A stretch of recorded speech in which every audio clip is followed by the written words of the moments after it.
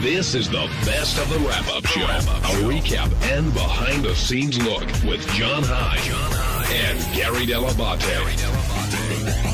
The best of the wrap-up show begins now.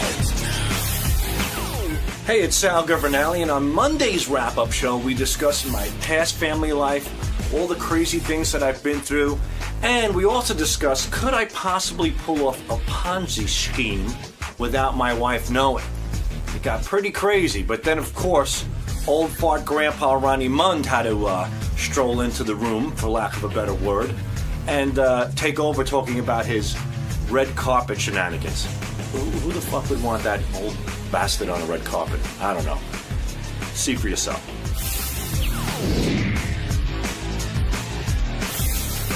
So, G-Man, Howard was talking today about, Robin, I think, brought up the Ruth Madoff story, and they both said that she was completely unaware of what was going on with her husband, Bernie Madoff, and I guess he brought you in to illustrate how sometimes a wife can be unaware of what's going on with the husband, meaning your mom, and what was going on with your dad. Right. Is it difficult for you to talk about those times when you're talking about how you were brought up and dealing with both families?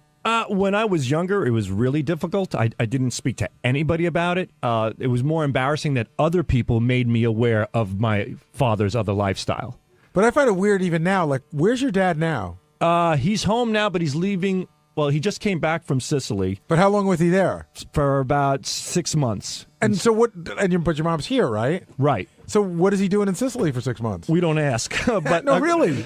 He's working on shipping wine in, and he says it's actually coming here. I saw him yesterday. He said it's coming here, I think, on the 11th of November. He has a whole container of wine coming in. So he's getting involved in the wine distributorship business. Yeah, you gave me a bottle of wine 2 years ago. You go, my father's getting in the wine business. And that's the last I saw of it. That's the last I saw of it as well. I think my father hooked up with a wine guy. He got a few bottles of wine. He's in the wine business. I certainly hope that's the case, because he's been pressing this wine for the past 2 years, and now this container of wine is supposedly coming in. Now, do you think most wives are unaware of what their husbands are up to? No, not most. I don't know. I think it's important to stay on top of your spouse, on top of your husband or wife. You know, I wish I would have in the past a little bit more. Literally. Yeah, both. Man, it's important to stay on top of your spouse. No, but that's not the question. Our wives, especially of our parents' generation. Definitely not. Definitely. I don't think, my mother did her thing. My dad did his thing. He went to work. She stayed at home, took care of the kids and the house, and that was that. A lot of times my dad would come home and go, I have to go to Arizona this weekend. He would just leave for Arizona. And your mother would never say why? He'd go to open up a business. What kind of business? Or did it ever get that far? I don't think it did a lot of times. We went to Sicily one time. We're driving. I'm in Naples. My dad, we put us all in the car. He goes, we have to go visit my cousins in Sicily. We're driving like for 6 hours. We get on the boat, then we go over the bridge, and we're driving. All of a sudden, he stops. There's this huge rock. He reaches underneath it, pulls out a garbage bag, puts it in the trunk, and keeps going. Nobody in the car says a word. We just know not to. It's just weird like that. Now, do you think in your relationship, I mean, we've been down the 143 road. I don't want to go there, but yeah. Do you think, do you make Christine aware of everything that you're doing? I'm not talking about cheating or anything like that, but I mean more like, work stuff or, if you're going away or whatever. Like, does she want to keep tabs on where you are? In the beginning, I did a lot, but, now I come home and she's like, what happened today at work? And I said, nothing. It's just the same old thing. And she says, why do you get so uptight when I ask you about work? I go, because if I bring something up, we're going to get into an argument and you don't know the whole story. And But what do you mean? What would you argue about at work? Well, let's say like my sex life sucks, something like that. And but I mean, when she says went on to work today, you'd say, oh, we had this comedian on. She used to be on Last Comic Stand, and she's pretty funny. She did the roast. You don't. Yeah, somewhat, but I'm tired. I don't want to talk. I've been talking all day. I've been working all day. No, you're just tired of talking to her. Well, I'm not. Yeah, but maybe, you are. Maybe a little bit. So, it got to the point because I don't bring up your work anymore because you don't want to talk about it. And do you say to her, what'd you do all day? No. Does she tell you about her day anyway? Yeah, I do ask her from time to time. We do talk about it. But what am I going to hear? She went to Target. She bought bottled water. She stopped and got her hair done.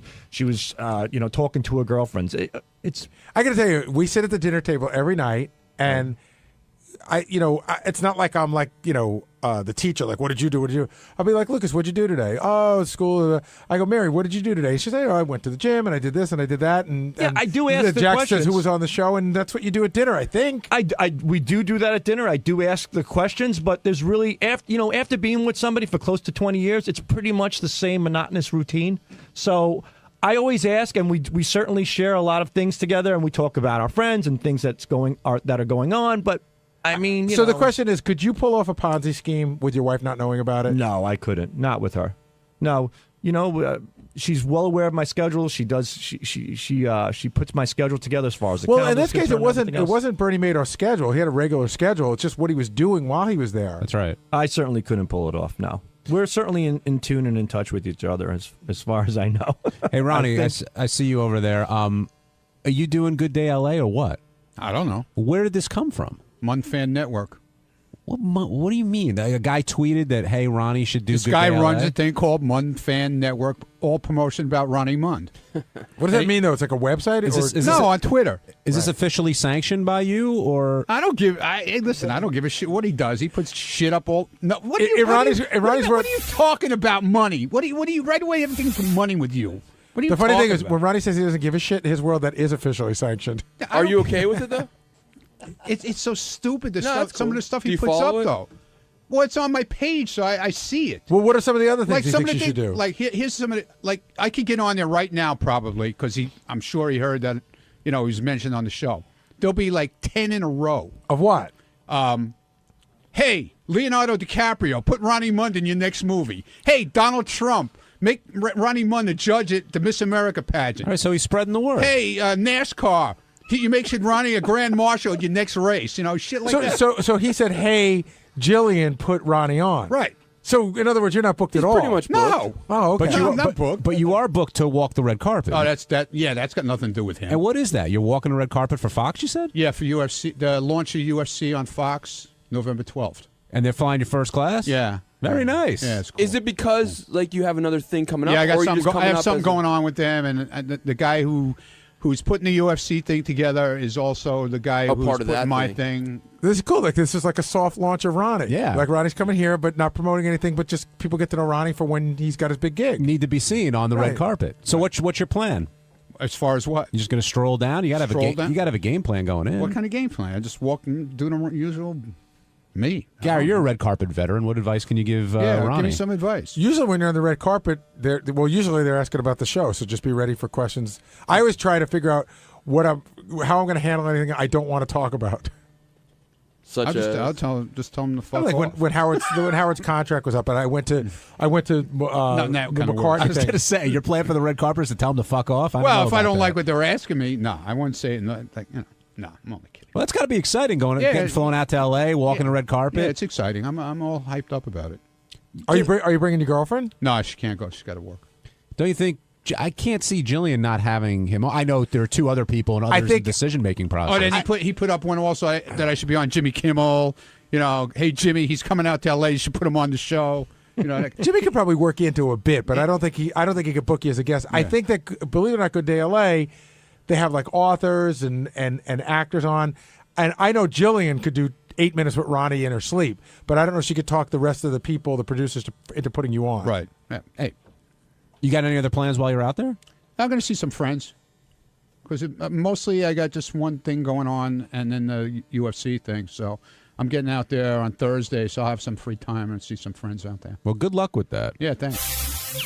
Hey, it's Gary Dell'Abate. On Tuesday's wrap-up show, we talked to Benji because Benji brought in his new friend, his girl that he's in love with, that wanted to perform. So we talked about how wacky Benji was acting. He couldn't eat breakfast. He hung around all day doing her sound check. Then we all tried to give him advice, and JD even stepped in to give him advice on how not to be a friend to a girl. Here's what happened. We've got plenty to talk about. Elisa Jordana, we got to finally meet after a lot of hype from Benji, and there's very strong reaction. Some people feel that she's using him. Some people feel that Benji knows this and doesn't care, and everyone thinks he's holding out the banger, except Benji, who says that that's not necessarily the case. But, Gary, it's pretty obvious that that is the case, don't you think? He's just smitten. I mean, he doesn't see it, and we've all been in that position. But he's like, no. Even if she never sleeps with me, this is somebody I could be around with the rest of my life. But I think we all sort of know, in a year, she'll be gone. She'll be with the chick he brought to the Christmas party, wherever she ended up. Who is the greatest person ever and really a sweet girl, and we're gonna be friends forever. But will they remain friends? And I asked that because Marianne, who's been calling in all the time lately, his friend Marianne, they're still friends, and Benji's kind of went through this period with her. I like that Marianne calls in, by the way, because we get nothing out of Benji. So she tells us what's going on, and I love when Like Booker in the cat suit. Yeah, well, not only that was funny too, but even like saying like, you know, how Benji used to always sex talk to her, and Benji wanted to have sex with her, which of course we know because we're men. Now, and Will, maybe you should come down to talk about this, or Jason. How crazed was Benji leading up to this? Oh my God. Appearance. Oh, here's a good one. Doug comes to me, Doug Goodstein from TV, and he says, we order Benji's breakfast every morning. He's never missed breakfast ever. He didn't come in until after she was done to get his breakfast because he was too nervous to eat. I know Will said that he had sent some notes about her, which makes sense doing the research, but he was sending out yesterday. He sent out a whole bunch of links to her songs and videos. Got that. Then he was hanging around here doing her sound check. Then he was walking her around the station. Went on Jenny Hutt's show to promote that she was going to be on this show, which, you know, again, I said, I don't know whether Jenny Hutt has, 5 listeners or 5 million. It doesn't matter. He got to throw her in front of a microphone, and that looks really important. Is the payoff going to be there, though, for him? He got her. He did all that. He got her on Howard's show. She got to play a couple of songs. The interview went well.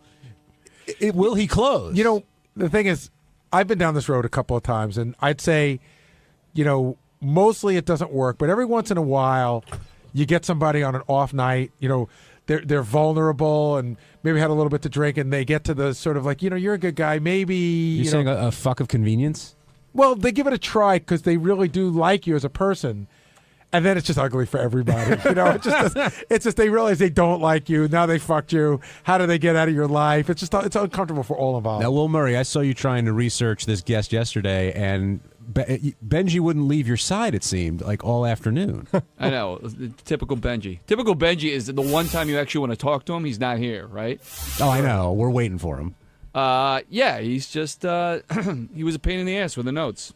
He had to constantly look over my shoulder, make sure everything was explained the way he wanted it. He was very worried about how she'd be perceived on the show, and actually how he would be perceived on the show. What do you mean by how he would be perceived? Well, the whole ambient story that she told a little bit today, he didn't want that to seem like he was some kind of like date raper. Yeah, which I think he is a little bit. So she was going out on the dates, and he was just tagging along, right, with the Ambien and then feeding her drugs before the date as well. And by the way, Robin brought this up. She said that was like what Nixon used to do. When Nixon met his wife, who wasn't his wife, he met her in college, and he was madly in love with her the way Benji is. And so he used to chauffeur her on her dates, like drive her to her dates, and just figured he'd hang around. Again, this is the whole Al Roker thing.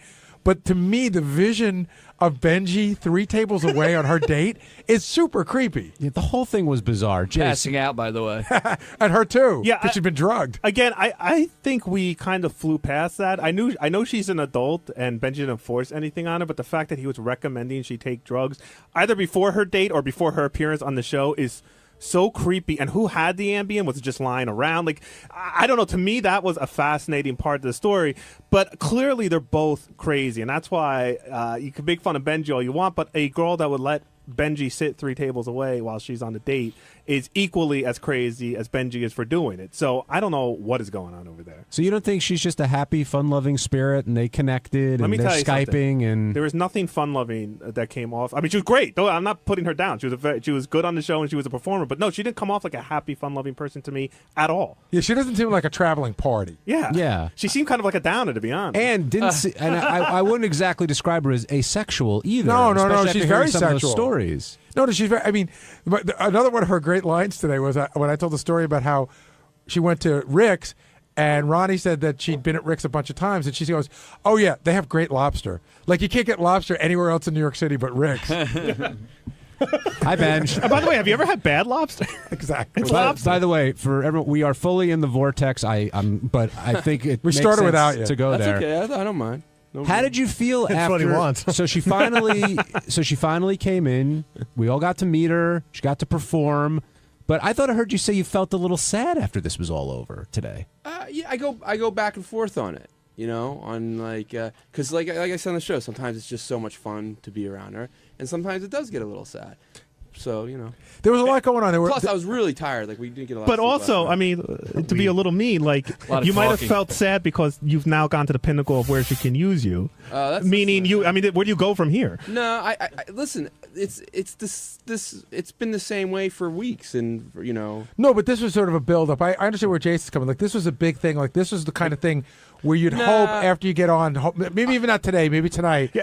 She goes, "Wow, I don't have this doesn't get you laid." I don't have any fantasy of that happening now. I listen. I'm fat now. If I met a girl as heavy as me, but had as good looking face as me, I would say, look, you got to lose weight. Do you think if you lost that weight, like you're saying, and you're in your ideal shape, do you think that would make a difference? Because it sounded to me like today, it's not going to happen with her. All right. Well, I actually tweeted this recently. The great thing about being fat is you always have hope. You know. But do you think I lose all the weight and there's this? But do you think it's only a weight thing? That's the only thing between you and her? I think no. I don't know. I don't know. I really don't. Howard asked point blank, would you bang Benji? Right. And she didn't say no, right. But she gave the, if there was a nuclear war kind of, like she was giving the excuses. She gave the being nice answer. Do you think that would really work? Well, it seemed like you got the sort of, not that good looking, but a great personality. No, I know. Right? Like, I knew when I pitched that as a, hey, to have her on, I was just talking to Greg about this. Like, there's three things going on. One, did I want to get her on the show and like help my friend out and impress her? Absolutely. Did I want to get her music out there? But I thought the premise of, is she saying she's asexual? I knew she might have been just being nice to me, or I thought it was interesting either way. No. If she's really asexual, that's interesting. No, what you really wanted to do was smoke out the truth. Well, seriously, I know. I mean, you wanted to put her on the spot to get to the truth to say, is she asexual or is she just not interested in you? No, but I thought either way it makes it a real interesting to you, especially. Yeah.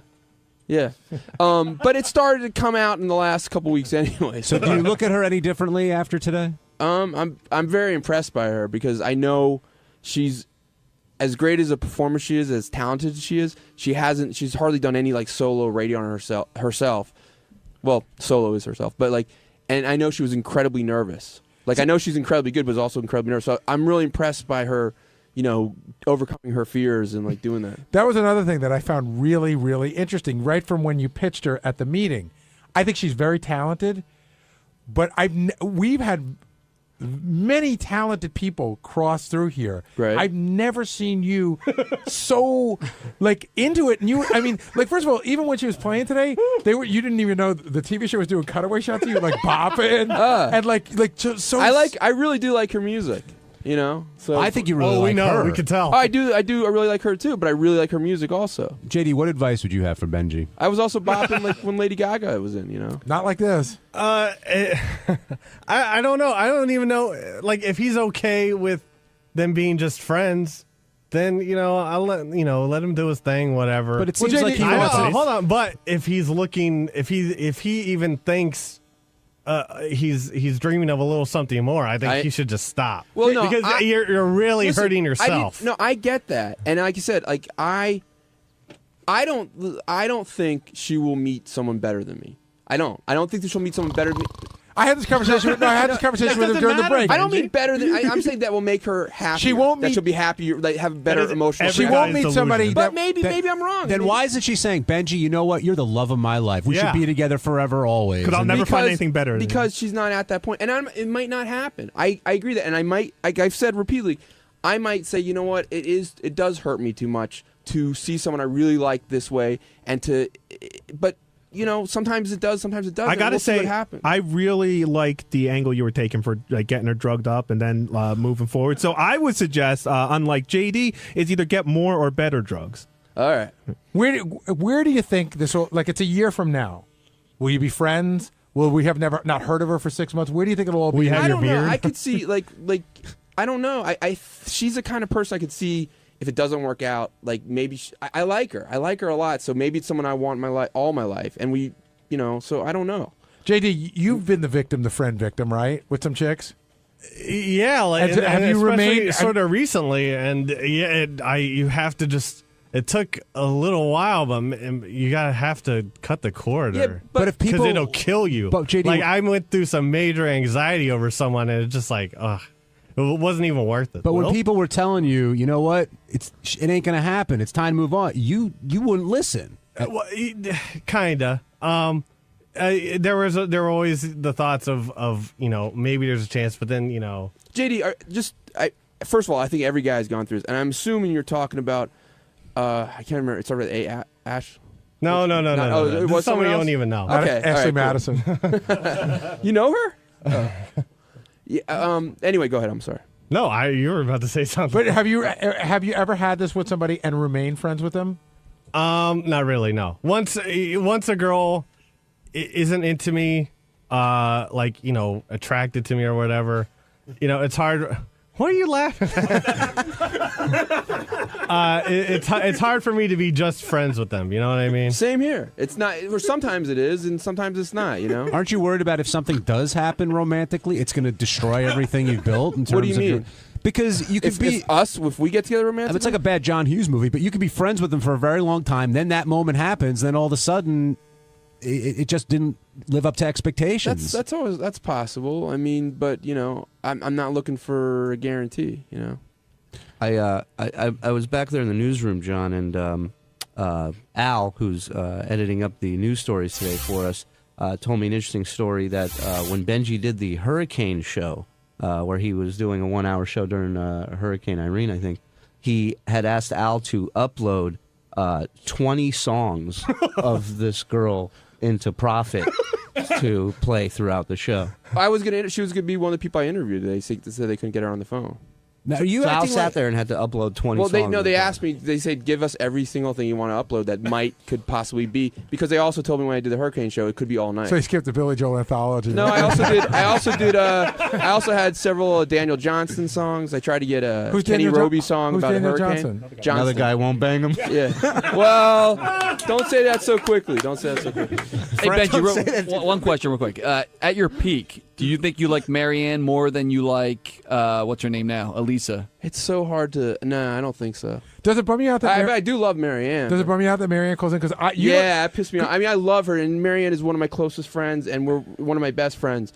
But I don't like this. I don't like it's. You don't need to tell people. Just give it up.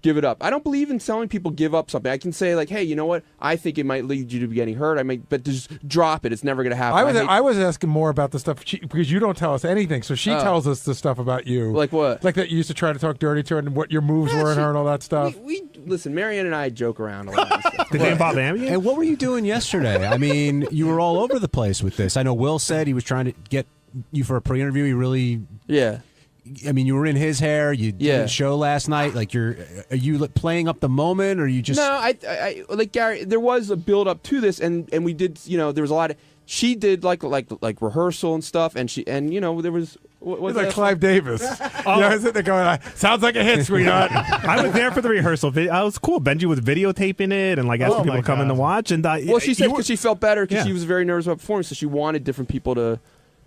Strangers just to be there. Do you think there's a chance that she might be using you for all of this? No, I don't. I think when I initially talked to her about getting on, she was like, no, don't try to do it. So that brings a question that was a big debate in the back office. I think she enjoys it, especially. I'm sorry. Sorry. Is the onus on her to cut it and say, listen, I'm not going to bang you, or is the onus on Benji to recognize that it may not happen? She said that. So she's done her onus. She really hasn't, though. She didn't say no. She's left the door ajar, ever so slightly. Yeah. If she really has, though, and that's the tough part. Like a sheet of paper will fit through. Well, that's exactly it. But a sheet of paper is enough when you feel like the way you do. That's not when you're his size. If she was playing you, and I'm not saying that she is, but if she was, she's playing you perfectly. Okay. But I don't. I don't think so. I think she has a really good heart. I think that as long if she told you there is 0% possibility you and I will ever sleep together, and then you continue to do nice stuff for her, I think that's not her fault anymore. But I kind of agree with Gary. She left the door open, and in a way, it's definitely using you. And even if she's not doing it to be malicious, it's still using. I think you guys are all cynics. I think that tends to be a lot of people are cynics. I'm not as cynical about. You're a romantic pussy fog. Yeah. On Wednesday's wrap-up show, two of our favorite people were here, Ronnie Mund and J.D. Harmeyer. And Ronnie spoke about how you get permission to chain a guest because he was worried about Lou Bellera and Joey Buttafuoco possibly getting into it. So we heard some Ronnie logic, and then right after that, JD talked about the email he sent to Howard, which said spoiler alert, and had the spoiler in the subject. Two great minds, all for you.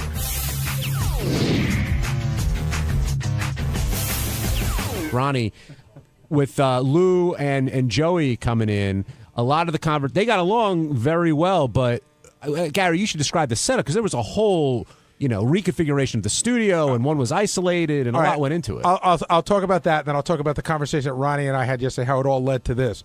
But basically, what went on was Howard was very fearful that there was going to be an altercation. And Ronnie and I had spoken yesterday morning. I went to Ronnie. I said, "You got extra guys tomorrow, right?" He goes, "Yeah, absolutely," because we knew something could happen. So I get a phone call from Ronnie at like 1. I guess Howard called me when I was down with Tim, and I tried to call Howard back. I couldn't get him. Ronnie called me. Howard's very nervous about what's going to go on. And then Ronnie said something about a ball and a chain, which I didn't understand, which in all fairness, Howard must have said to him. And in my mind, I'm thinking, like, handcuffs and balls and chain. Like, we can't do that. Does Ronnie have a security or police type of voice or manner when he's talking, like when he's setting up these No. plans? We were just talking. Ronnie and I talk about this, like, how you going to handle this, how you going to handle that. So Ronnie had informed me, because Howard had gone to the gym, and Ronnie said he called me. He's worried about tomorrow. He talked about maybe handcuffing them or putting them in a ball and chain. But I called the people that work here, and it can't happen, et cetera, et cetera. So I just sort of let it go by because I knew it was an idea that came and went. Right. And then I said to Ronnie, we'd done this twice before. I said, why don't we put one guy in Robin's studio? That way your guys could block the door either way, him coming out or Joey going in. And that ended up being Lou. Right. We put Lou in there and put one guy on the couch. And so everybody liked that idea. Now, I'm trying to think who the other people, who's the black wrestler? I think his name was Booker T. Mm-hmm. And I think somebody interviewed him and gave him a quiz. And he did not come across looking very bright. And he was fucking angry. Yeah. And so we put him in the booth. That's one I remember. And I think we did it one other time. Oh, the KKK guy.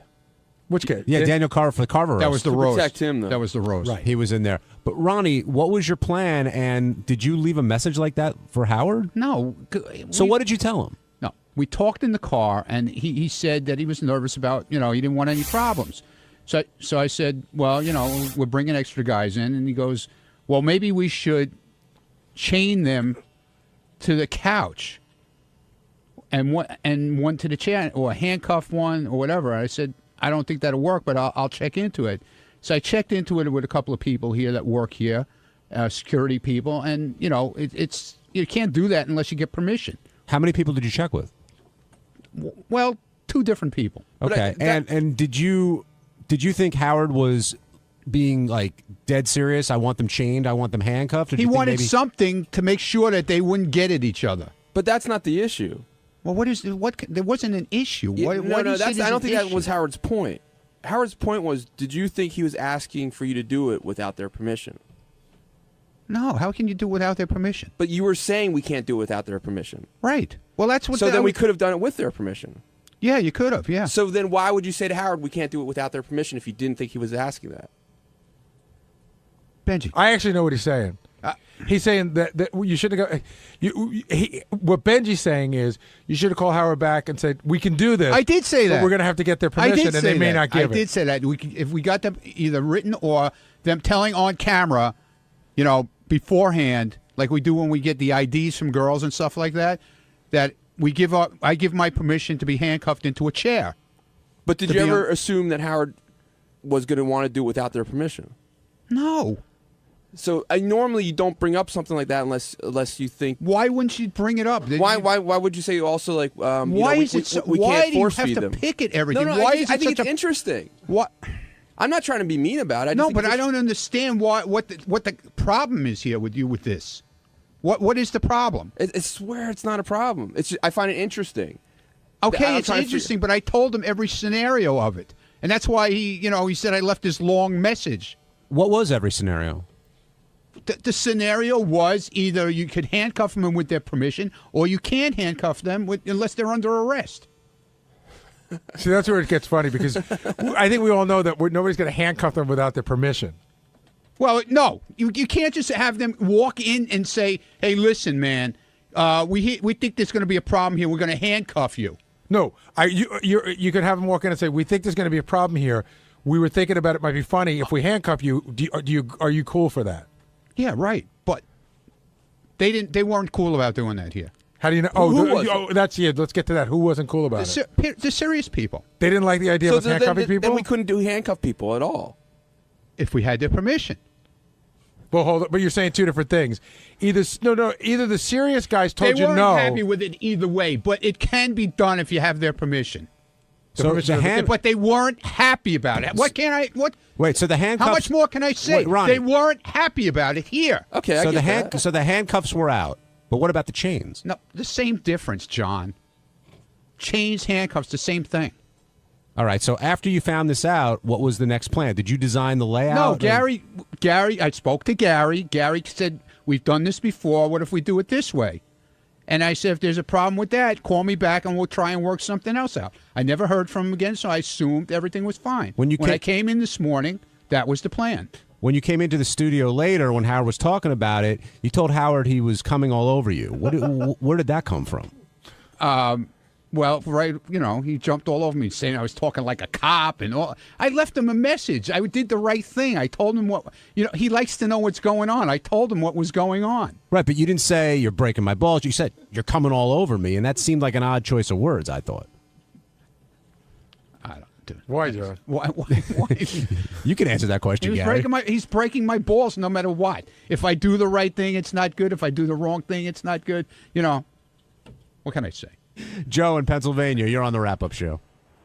Okay, I'll tell you where the problem is, Ronnie. If this were a trip you were planning out to California to do some Fox TV show, you'd have been a lot more tenacious.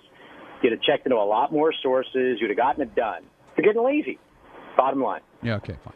How am I lazy? We got it done. You didn't get it done the way Howard wanted to. You said no right away. I did not say no right away. You're a negative. I said I would check it, and you're a fucking asshole, okay? You don't know what the hell you're talking about. Be careful, you're going to break a hip. Yeah, okay, good. All right, thanks for chiming in there, Joe. As it turned out, it was a pretty normal conversation that Lou and Joey had, right? There was none of that. Yeah, but you don't know what's going to happen. How do you know what's going to happen? There was a whole weird thing that started out right from the beginning where I went out to the hallway to talk to Joey, and he goes, "Hey, Gary, thanks for not returning my phone call 2 Thanksgivings ago." And I'm like, what are you talking about?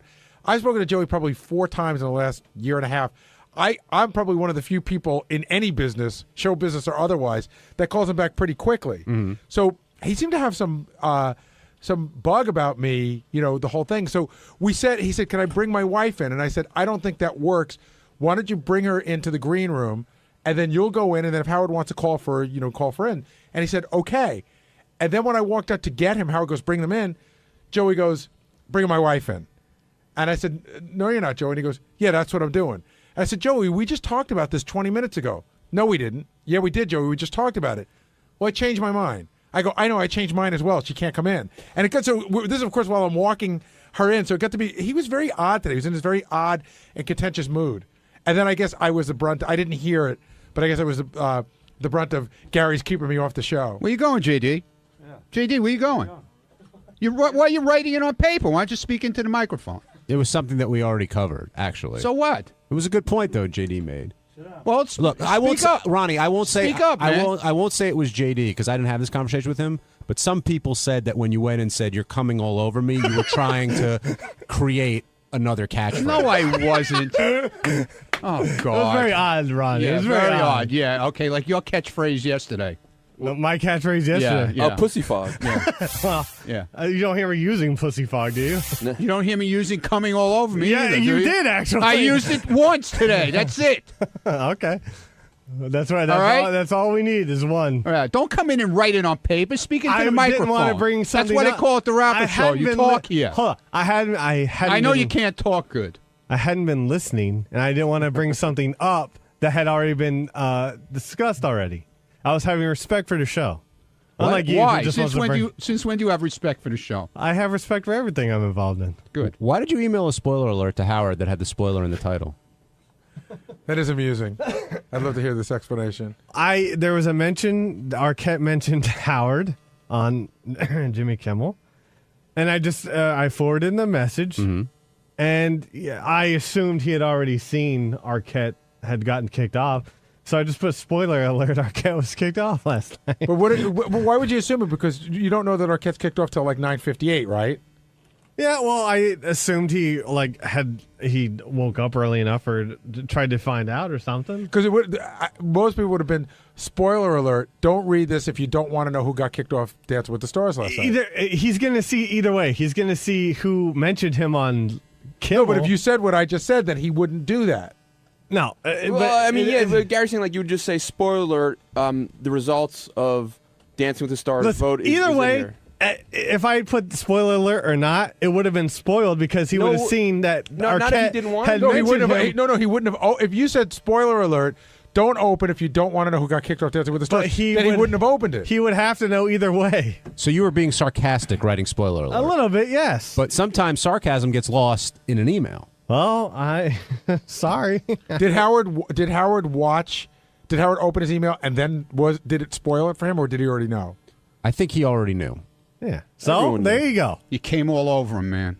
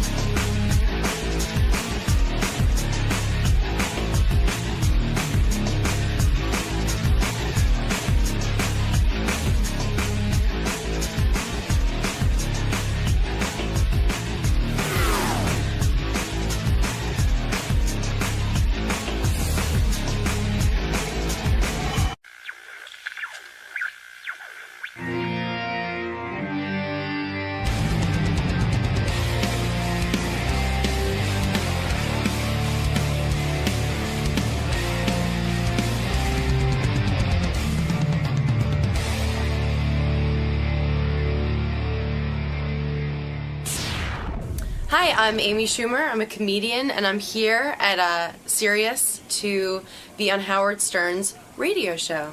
And it seems like people really like it. Now, yeah, it's mildly popular. Yeah, he has some listeners, right? He's growing. He's a work in progress. Right. Yeah. But we have a lot of faith.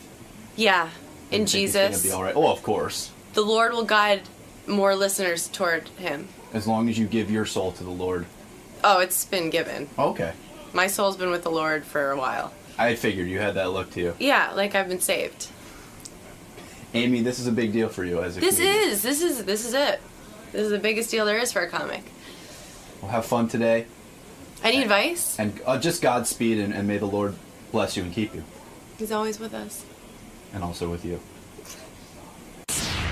I should probably play Amy Schumer's appearance on the Charlie Sheen roast to get everyone all excited about her, right? Yeah. Because she's out in the green room, and I got a lot to get to today. I got to still play Richard and Sal's new phony phone call that involves Ronnie. Oh, that was an old one you just played. That was just old, yeah. Amy Schumer is a young comedian. I think when Whitney Cummings went off to do her TV show, they had to get somebody new on Comedy Central who can be hot and be funny. So here is a. Hold on, Gary. Slow down. Oh, I'm going to play Amy. I'm going to play Amy on. Do you listen to the show out there? You ever see the poor guest getting heave-hoed right out of here? I was listening. All right. I just thought it would be weird to play her appearance while she was sitting here. Okay. Okay? That's how I generally work into these things. Okay. How many years I've been with Because we her? go over all of this before we get in. Well, all you got to do is listen to the radio. That's why I put a speaker in your room. Hi. Hey, Amy. Nice to see you. Thanks for having me. I'm happy to have Ooh, you. Look at this. Look at your headphones. Hi. Look at you. How are you? Good to meet good. you. Good to meet you. Hi. Thank you so much. Oh, we're glad to have you here. What is this? That's this a wire. hurts. What hurts? What's this thing? Let me see. I don't know. It's a clip of It's some like sort. a netting. It's like stabbing me. This is Is it? this is karma. Is it hurting you? I could have it fixed. No, I'll just like I'll awkwardly sit like this. I'll hold it out like this. Hey, Gary, the headphone wire is frayed and it's sticking into Amy's neck. My precious angelic neck. You'll come out of here all marked and scarred. Be like, what happened? I'm like, oh, What it's is not that? Howard. I don't know. What happened? I don't know. Looks like someone had beaver teeth and gnawed through it. A Jackass fan came in here. Yeah, right. This is their attempt. Switch to number 2. Okay, whatever you want to do. Ooh, thank you. Look So at this. high maintenance. All right, here, I'll switch your microphones. I mean, headphones, microphones. It's both. Watch Gary at work. Oh Look how my good- God, look at this. Thank That's you. better. Okay. How you Miracle feel now? worker. Feel I good? feel wonderful. Yeah, I feel good. Amy, so whenever I have a comedian in here and they do one of those roasts, I love to ask them about how awkward it is because when you sit there, It's dangerous. You got Mike Tyson you're goofing on. Yeah, and he was like so gentle, but you do have the feeling like, oh, you could murder me right now. I watched that roast and I thought, I don't think Mike Tyson understands. Like he should just quiet down. Like he was actually arguing with you. He's Like, like, are we going to take this? Like he's like starting a riot. I think some people don't ever watch a roast before Right. they do it, and so he thought it was like an urban like comedy situation where it was like good to participate, but it was like no, it was. He kept talking to me. That's why I had to. did anyone calm him down during the commercials and explain, Mike, this is something where you just kind of Yeah, take Don it? King was there. Yeah. No, nobody. He was. No, Don everyone King's was there to so- explain it to him. Yeah, everyone was so worried. I think he was like the wild card that they were Right. like he could really blow it, but he did a great job. He did I think even better than it seemed like he did. You got criticized at the roast because you did a joke about Steve. Steve-O, Steve-O right. was the guy who died, but I didn't think it was that offensive of a joke. It wasn't No. about that guy. It was more about Steve. It was about Steve. Yeah, no, I really like the Jackass guys in those movies. I totally just thought of it as another roast joke. That wasn't like Was he angry with you afterward? well, Comedy Central chose to cut to him looking like he was about to start sobbing. Right. So people were like, "Oh my God! Like, why did you ruin Steve-O's life?" But I didn't think that would be like the joke heard around the world. I didn't talk Do to you him thi- after because he was at the hospital because his nose was broken.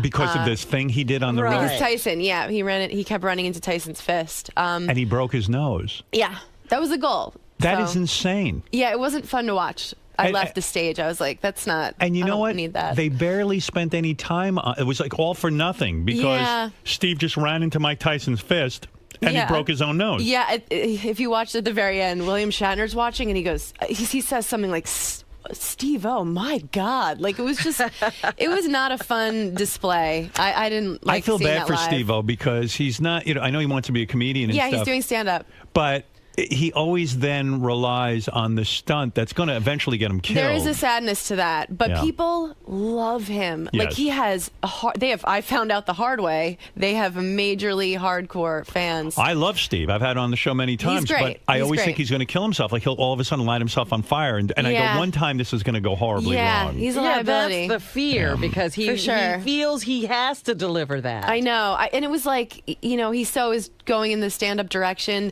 but anything like that, there's a sadness to it. Now, I don't know. and now, I hadn't heard your roast in a while, and then I realized you were making some funny jokes about Patrice O'Neal's diabetes. Yeah. He's a comedian. I've had him on the show. Yeah, I love him. But he had like a stroke over the He weekend. did. He had a Oh, stroke. did he? Yeah, I I saw didn't that. even hear that. I saw that on Twitter that he had. Is it a severe thing where I he? think so. Oh. Like I there's only been I work at the Comedy Cellar a lot, Right. and there's only been some sprinklings of what happened, but yeah, it's What's really the sprinkle? I mean, what do you hear? he's not seeing anyone. Like nobody's allowed to go see him, but he, God, I don't know. I'm gonna start crying. He was like passed out. Like I think maybe he can blink but he can't move. He can't talk. But this is like third hand. Third-hand information. Yeah. So yeah, but if anybody wants to email love for Patrice Very at Gmail funny guy. set up. Incredibly funny, yeah. Oh, he's one of the best comedians working. I think people who don't know much about the roast think that there's any sort of venom there, but it's like it's more you get to go after the comedians the hardest. Right. It's called yeah. Love for Patrice At Gmail. at Gmail, At and you can gmail.com. write him. Just write, yeah, you can just Is he you can going? send in. Is he going to live? You don't I don't know. I just thought all comedians know the health of every other comedian. No, I mean, usually he's a it friend. seems Like they're a small Right. community. Well, yeah, especially the New York comics. It is kind of a tight knit thing, Yeah. but it's that there aren't really answers yet. It's not that I haven't gotten word. There's no real answers yet. So did it ruin the foot joke? I mean, the fact that Patrice. No, is now... I still think that's like a sweet joke. That Right. joke was gold. Yeah. But no, he loved it. He was, and he's been in here. He's the most vicious. He can just slaughter you. Oh my God! Funny story. I thought he was terrific. I heard some comedy tape of him. Amazing. So I invited him on the show. He came on a couple of times, I think. I think I have this right. I'm not sure I even remember. So at one point I said to Gary, "Gee, we haven't seen Patrice O'Neill in a while."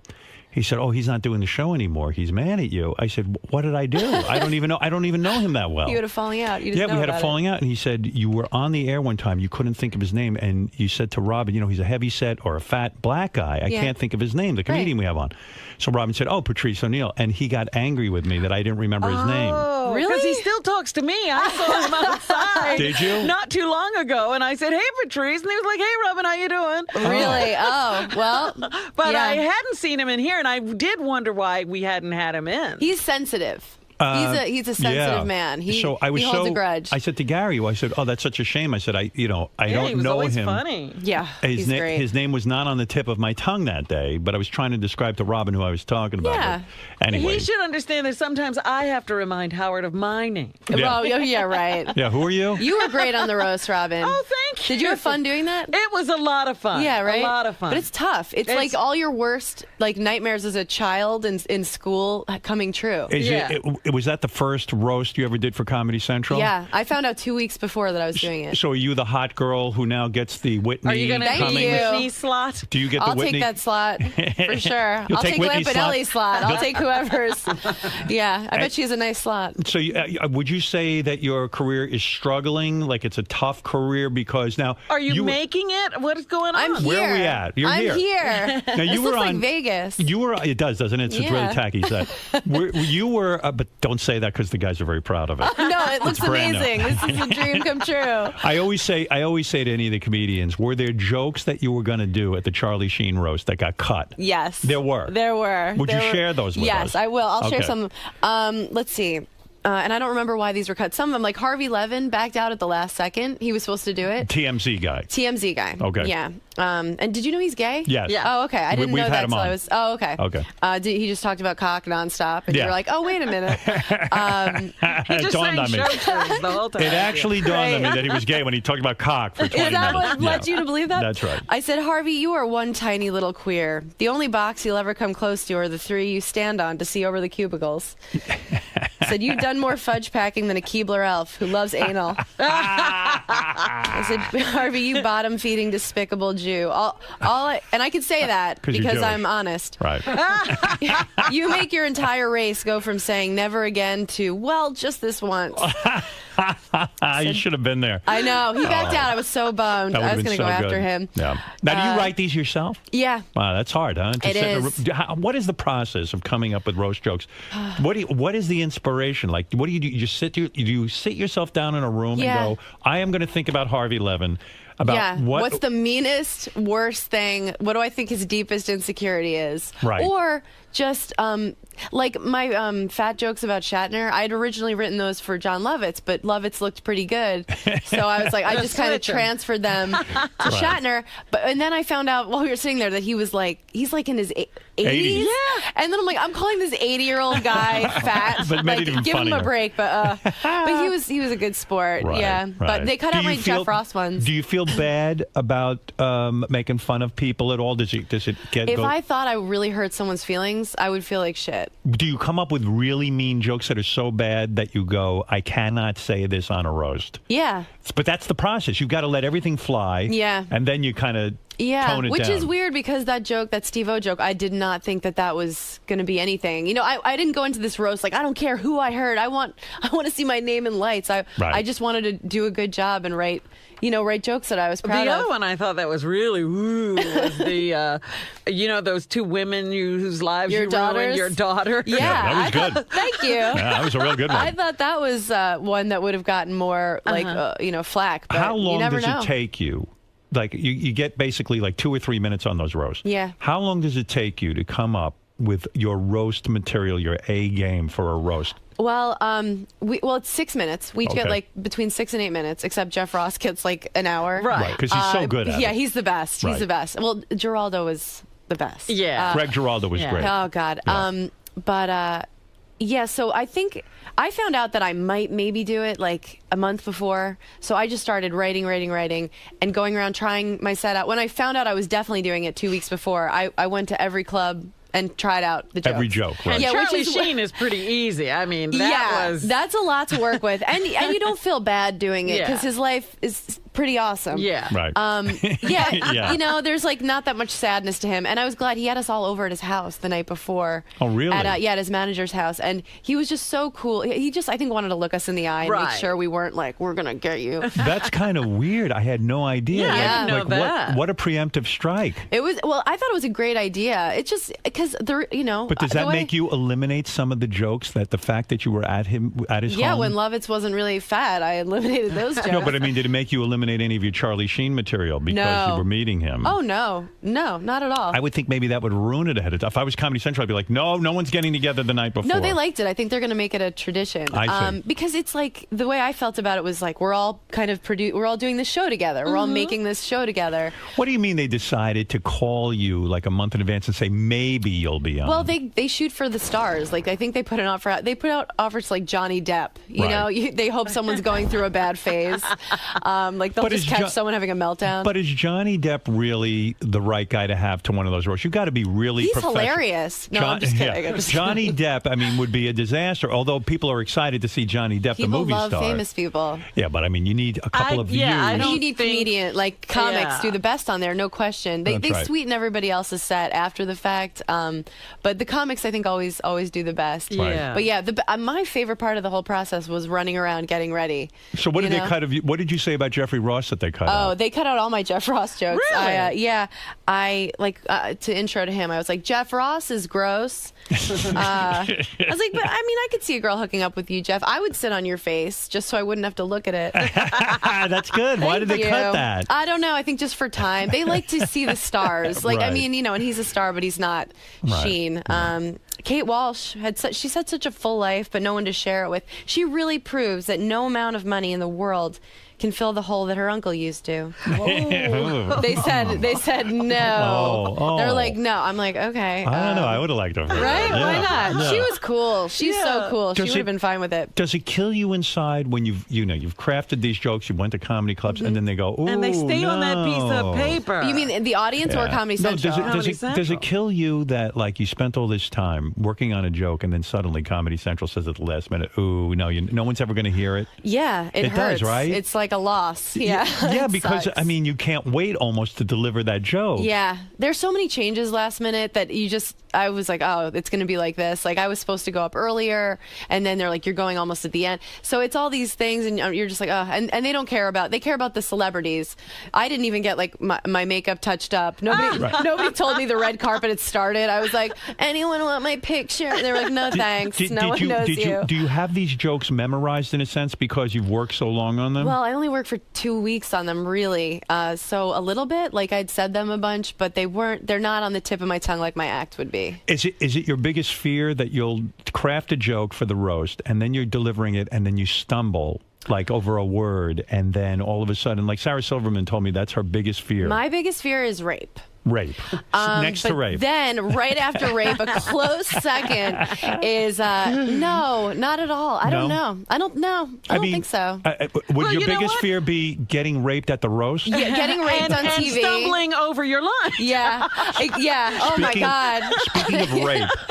Speaking of rape. Yeah. So the one taboo thing they said to you, you can go do the Charlie Sheen roast, do whatever you want. But Mike Tyson, you can't mention talk about the rapings. You can't talk about rapings. Yeah, but we like sort of skirted around that because once they realized, because it wasn't the network that said no rape, it was like I think Tyson's wife, or they were like, hey, can we just sweep that rape under the rug? Yeah. And we were all like, yeah, of course, we wouldn't bring that up. But one of my jokes, I just said, when you speak, you sound like a girl crying. Do you give yourself an erection? But he was like, He didn't even Sometimes, understand that. Yeah, it was I that do. felt bad. That felt like Yeah. like making fun of someone who was just like, what? Why But didn't you know, say? the whole time he was saying, "Hey, are we going to take this?" I was like, "Oh, that brings up the rape to me." I know. He's like, Why- when should I start raping this girl? Why- Shatner's like, I don't know. Why didn't you say to Mike Tyson, I know you said no to the rape jokes, but since when does no mean no? No means yes, Mike. Yeah, yeah. you know that. I wrote some good rape stuff that I had to cut. Losing the rape hurt. That really hurt. That was a good That minute. was a rape. Yeah, you got raped I by got raped, the rape joke. yeah. So when you do these Comedy Central roasts, that brings you, like, I had never really heard of you, and Yeah. you were on Last Comic Standing, Right. and you came in fourth place, Yeah. and yet I never watched that show. No, me neither. Yeah, I didn't care about. I can't even believe it's still. Is it still on the I air? don't know. You don't even know. Sometimes they I'd bring never it back seen it and before I sometimes did they it. don't. I don't think yeah, it was on this has summer. launched. No one. Right. You know how Yeah. American Idol had Kelly Clarkson? There is no one that got famous off that show? No, not at all. Which was a great thing. I'd been doing stand up 3 years. I was like, who's from out of town? Like doing soft shoe, and luckily no one saw it. So, Yeah. so I got to then. For a year after Last Comic, I went around and I headlined because, you know, enough people watched it that you're a draw on the road. I really just got away with it. I'm surprised no one got their money back. And then I went back to opening for Attell and Norton and featuring and going on the road. And now I'm a headliner again. Yeah, right. Did you always feel that you wanted to be a stand-up comic? Was this something like was a burning desire? No, I'm looking to get out. I'm Are thinking you? about going to dental school. You want that sitcom? I don't know if I want that. I want to do work I'm proud of, like everybody, you know. Right. But I love stand up. Where'd you grow up? Rockville Center. Oh, whoa. Yeah, Well, I know. a horrible place. It is a horrible place. I hated it. I did not fit A lot in. of funny people come out of Rockville. That's true. Attell's from there also. I always tell Robin, I thought it was very anti-Semitic. They have the Yes. Archdiocese there. Yes, they called me, instead of Amy Schumer, they called me Amy Jumer.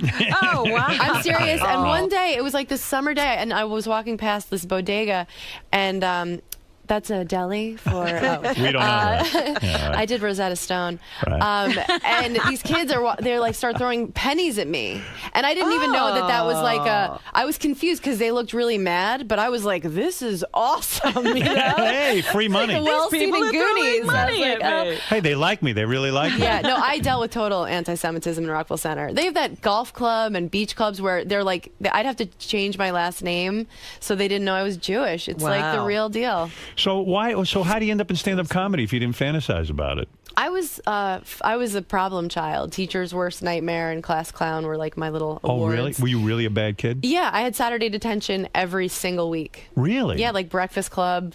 Saturday What would you detention. do in school that was so bad? I was a huge wise ass. I would say the funniest thing I could think of. Like I just liked making myself laugh and making people uncomfortable. Right. I would always and I never saw the teachers as like these untouchable authorities. Wow. I'd be like, listen, Gil, I'm really bloated today. You know, I just I never. can't be in your gym class. Yeah, I was like, I know that you go home and you black out and you call hookers. Like, do I have to pretend because you're wearing a suit that I should respect? I just couldn't. Wow. So you were disrespectful. Did you go to college? Did you? Yeah. Oh, you did. Yeah, no, I wasn't disrespectful to the teachers that like treated you like a human being. Right. But you know, the people who like just have personality disorders who take it out on kids. I like justice. You know. Are men really intimidated by you because That's you're? what I tell myself. No, seriously. Are they? Do you have a boyfriend? No, I'm You single. don't.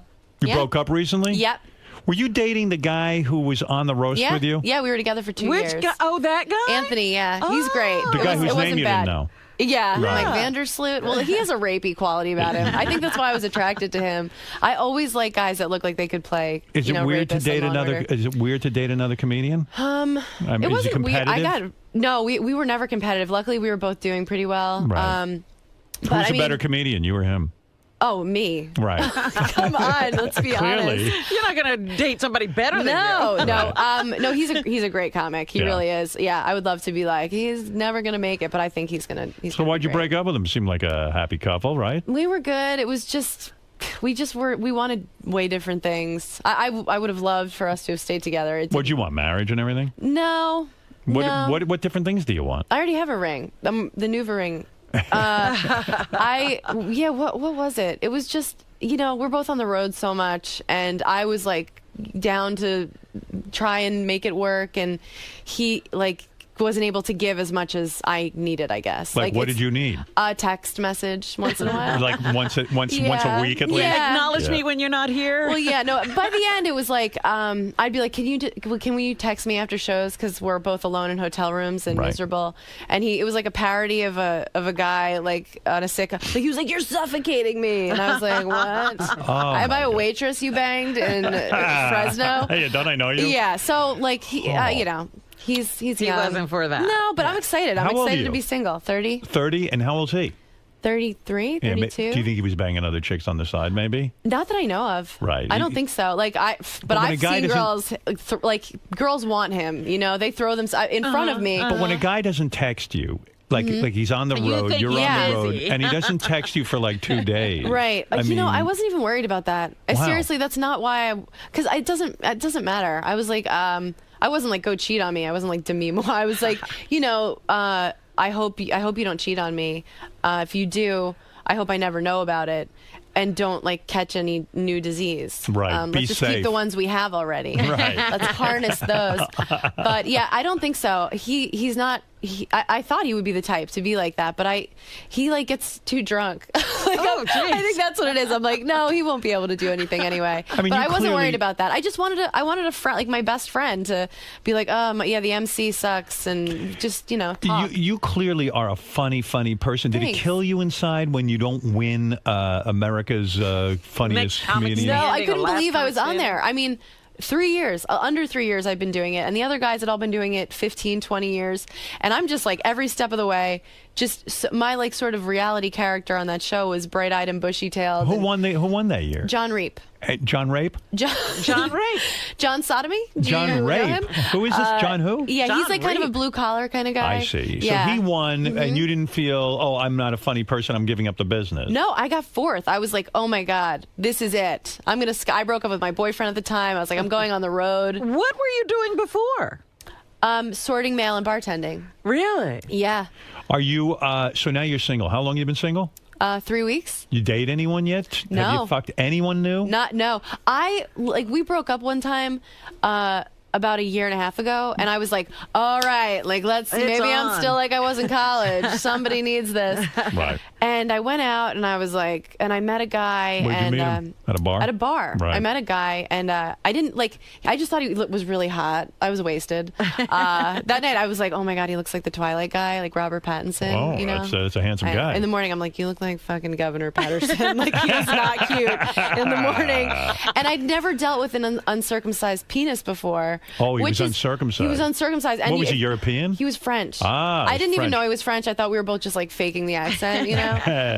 But like, I really realized like that men don't warn you; they just like roll it out, you know. Yeah. And so I had to become an award-winning actress. I'm like, oh no, that's totally cool. I'm like, Mom, can you come pick me up? I got into something here. Because men don't ever like tell you what you're about to deal with. You You know, never saw an uncircumcised penis in your. I don't No. think I've ever seen one, except for Sal. Who whips I've it never out even every seen them minute. in porn. Like I was like, what is that? Are we having a pillow fight? Like why is the gnome Something's from wrong with Travelocity you. in your underpants? Yeah. Like Was it I was gross? thrown. Did it smell or something? Oh, sorry. Yeah. It did. It was gross. So did you blow him?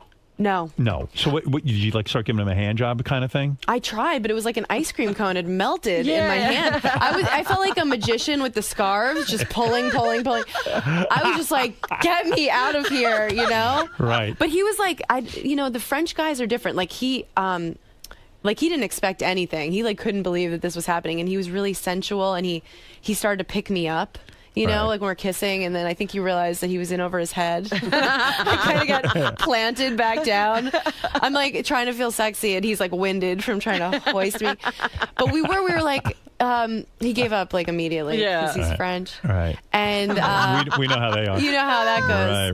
Right. But I left in the middle. I Oh, really did. really? Yeah, but it wasn't because of like I was like, all right, like your penis is making me ill, the thought of it. But like this little gnome, but it was. Was it we a big stopped- penis? It was fine. It was totally acceptable. And so you pulled back and you saw like there was a whole different vibe I to threw it. the skin over my shoulder Right. like a team player. And so then he put it inside of you. He put on a condom. He Yeah. put it inside me, and then we had to stop after like a second. Why? Because something was wrong with the condom, and he was fixing it, and I was looking at him, and he was like, "Well, don't look at me," but he was like, "Well, don't," and I was like, "Ew," and I was like, "You know what? I'm sad all of a sudden. I miss my boyfriend. I'm gonna leave," which you can do as a girl. Yeah. Like if a guy's like, "You know what?" You're like, I mean, that's so. Do you ever feel as a girl like sometimes you have to say to the guy, "Okay, he was in me already. I should let him finish. So let him fuck me a little bit longer. I mean, we went this far." I felt no responsibility to Good for you. for this guy to achieve orgasm. You're very healthy. When I was younger, I had a guy. I met a guy in Montana when I was like 19, and I was like, oh, he was so hot there. He was like a mountain climber. Montana hot. Montana. Muscular. He came and visited me in New York. Doesn't translate.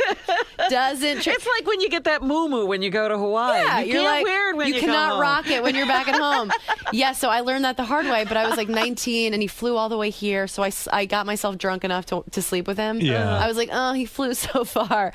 But now I'm older. I'm like, you can always get out of fucking someone. What is unless it that it's Tyson. What is it that it doesn't work? I mean, it's kind of like yeah, he's out of his environment. Yeah. He's hot there. He doesn't fit in with my friends. That kind of thing. Well, it was more than that. He was like pointing out gay people. Oh, I see. And he was. Hey, there's a gay. Oh, this is really New York. Yeah. You know, when you're in the mountains and all you're seeing is the sky, and he was like in a Dave Matthews cover band. I was 19, okay? I'm 19 years old. And but in retrospect, like, he was such a dirtbag. Like, he just wanted to. Hey, wait a second. Here's the French guy who fucked her. We just found him. Oh, my God. Oh, he's on the boat. What was it like when you were? What were you like? Did you enjoy having sex with Amy? Oh, my God. It would have been nice to have a little sex with her. You were having sex with her. I was trying to have sex with her. Yeah, so what? Instead of like feeling my Borat. foreskin over her shoulder. This is not sounding with French. the condom? Oh, I don't know. The condom was grossed out, too. Was your foreskin? Pretend it was upholstery. Use your imagination. You're a comedian. Oh, my God. Flawless French accent. Thank you. That's Wow. I trained him myself. You're a dialect coach. I That's had right. no idea. So you were a bad kid Yeah. who got in trouble at school, and then you make the switch to become a comedian somehow. Yeah. First time you get on stage, a disaster, I imagine. Where do you go to become a comedian? I went to Gotham Comedy Club. Yeah. It used to be on a different street. It was like small, and I just walked by. I'd done theater, like I majored in theater, Right. so I didn't have to get over stage fright. But I Where'd you go to college? Towson University. Where the hell outside is that? Baltimore. Maryland. Mhm. Yeah. Maryland. Yeah. I Acting center of the world. Oh God! Yes. Everybody that comes out school of has Towson. churned out every I think great Meryl artist. Streep, Jack Nicholson, Right. Marlon They don't Brando. I think talk about Brando. it. He'll They come don't back, talk about it, have but a they couple all master went there. classes. Yeah. So you went there, Charles Dutton, guys. Anybody? Oh, boy. Rock. and then you got up on stage, Yeah, I tried it and you killed. I bet the first time. the first time. Yeah. Did you have material when you got up on stage? I walked past Gotham, and it said, if you bring 4 people, you can get on stage. So I called, I'm from not far away, so I called people. They came in, and I wrote horrible jokes and delivered them like I was Seinfeld. Yeah. What was the first joke that you ever told? Do you know? Yes. What is it? Oh God, it was about when you're on the bus in the city. They have these things that go across town, you guys, that carry people, buses. You'll never have to worry about it. But Yeah, I heard when you're on the bus, if you feel it like deflate, the tire deflate, it means like a person's getting on that's all jacked up. And it's like some woman like who comes on and her like there's like things living in her legs. I talked about that, and I talked about skywriting and how skywriting annoyed me because it always faded. And I had like a little arc to the set because I was like, so this summer if you're going to propose to somebody, guys, it was like it was horrible. Was your delivery all wrong? Was it just like I had like some sense of timing, but Right. I have a tape of it, and it's the most. I would rather watch my parents have sex than watch myself do that again. Did your family say to you, "Listen, you're destroying your life. This is ridiculous. No. You don't know what you're doing. You're My getting." mom was like, "When are you headlining the Apollo? You Wow. are." She inflated my sense of self my whole life. Like I thought I was a model. Like Right. then you get old enough, the kids start getting mean. But Right. I walked in the first day of middle school, and I was like, "Who wants it?" Because she convinced you were the best looking girl ever. She convinced me. She was like, "You're an angel. You sparkle." And I was like, "Look what you love this made." mom. Oh, So I is thought that it was bad amazing. parenting? Can some parents go overboard in inflating their kids so that they're not prepared for the world? Well, I I feel like I'm glad she did that. Yeah. There's nothing that can prepare you for I mean, kids are so mean. Like, they were so mean. So you're gonna, find reality sooner Right, or it's later. there. But Was your mom in shock whenever you did something bad because she was so convinced you were an angel? Yeah, she would be like, when I was in 6th grade, I bit a girl.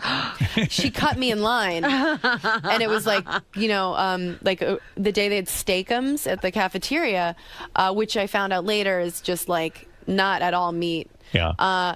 But this girl cut me, and I didn't really bite her. I just like scared her. Right. So they call my mom, and they're like, Amy bit someone. She's like, you have the wrong number. And I'm like, Mom, I was just trying to scare her. But your mother was a pushover. Hey, you have a funny story. You went to Great Adventure one time, or one of those places, and you were waiting in line for a very long time. I went to Great Adventure, Right. And I don't like amusement parks. I think they're horrifying. But I went to Great Adventure, and I was with this family, and they were intense about Great Adventure. They brought us. We had to go there at 6 a.m. so we could go through the stupid safari. We saw like one thing that might have been a monkey, Right. but I think it was just like a stuffed animal. It was like a pigeon wearing ears, and then we waited for the Scream Machine, and there's a special line where you can wait to sit in the front seat because that's the best seat because you look like you're going to die. Right. So we wait for hours, and then it's our turn to sit in the front. And who gets to cut the whole line and take our seat? Robin. Robin cut us. Robin on the Scream Quivers. Machine. Robin Quivers. You cut us. Yeah, What you kind of a evidently. human being? And we're all going, Robin. We've been Did she waiting. get booed? No, everyone was really excited to see her. She knew everyone loves her. She smiles, and everyone. Great Adventure was a sponsor of ours. I remember this. And because if you were VIP, so to speak, you got to cut in front they of the had line. somebody bring me around to every ride. Right. So, you don't It really. was way more exciting to see you than it was. No one was pissed. Everyone was like, Well, it's funny because they were a sponsor of ours. So Gary gets told, you can go to Great Adventure. You'll be able to cut in line. Yeah. He brings his wife, his 2 kids. They go. He cuts right in the line. He said he got booed so badly. And people started taunting him in front of and his children and everything because in front of his they were taunting the kids too because you know what, people had waited in line a really long time, right. And all of a sudden, look who's here, Look Gary. who's here. Money bags, Yeah, Phooey. money.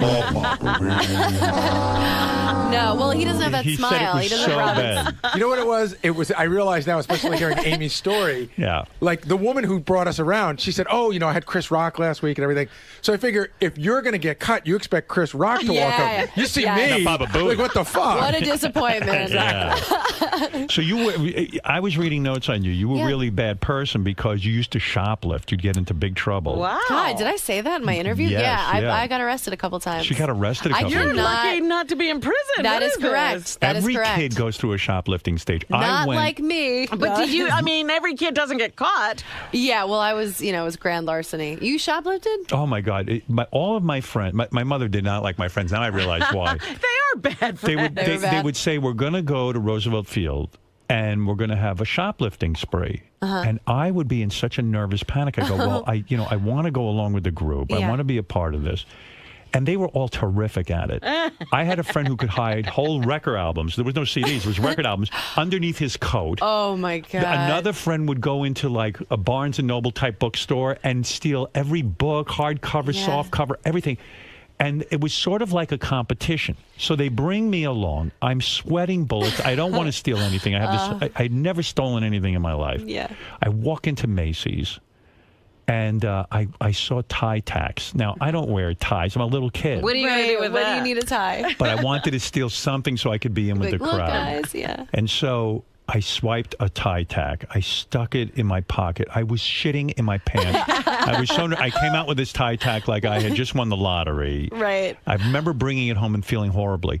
But the thing that saved me was I brought my cousin with me, and they wanted him to shoplift, and I felt in charge of him. And I said, we're going home. I don't want anything bad. I went home, thank God. all my friends got caught by and they brought the police in. They were involved in everything. But these guys couldn't They were really, trailing them. I don't know what happened, but somebody got caught in the store, and then that was it, and then it was all over for them. What was your story? You got caught? I got caught. Well, the first time I got arrested, I was out. I think it was like a junior Olympic. Like I played volleyball, and we were in San Jose, and it was something. My mom was the chaperone of this tournament, and we were going around, and I was just like stealing whatever, like candles, shot glasses, nothing like that I would ever use. All junk that you'll never need. Garbage. And I didn't get caught. The other girls got caught. And they said, if anyone else did, fess up. And I'm like, we're a team, right, guys? Okay. I'm like, let's all tell them. I'm like, I did it. Now you guys go. And they're all like, oh, yeah, that's kidding. all you. Yeah. So I got in trouble. I got benched the whole tournament, knee pads around the ankles. My mom is just the chaperone, just staring at me. I think she still thought she probably didn't do it. Somebody probably planted something on her. But then the time I got arrested, bad. I want to tell you I was like 14, but it was I was like 21. I was like 20 years old. Oh, really? Yeah, it was.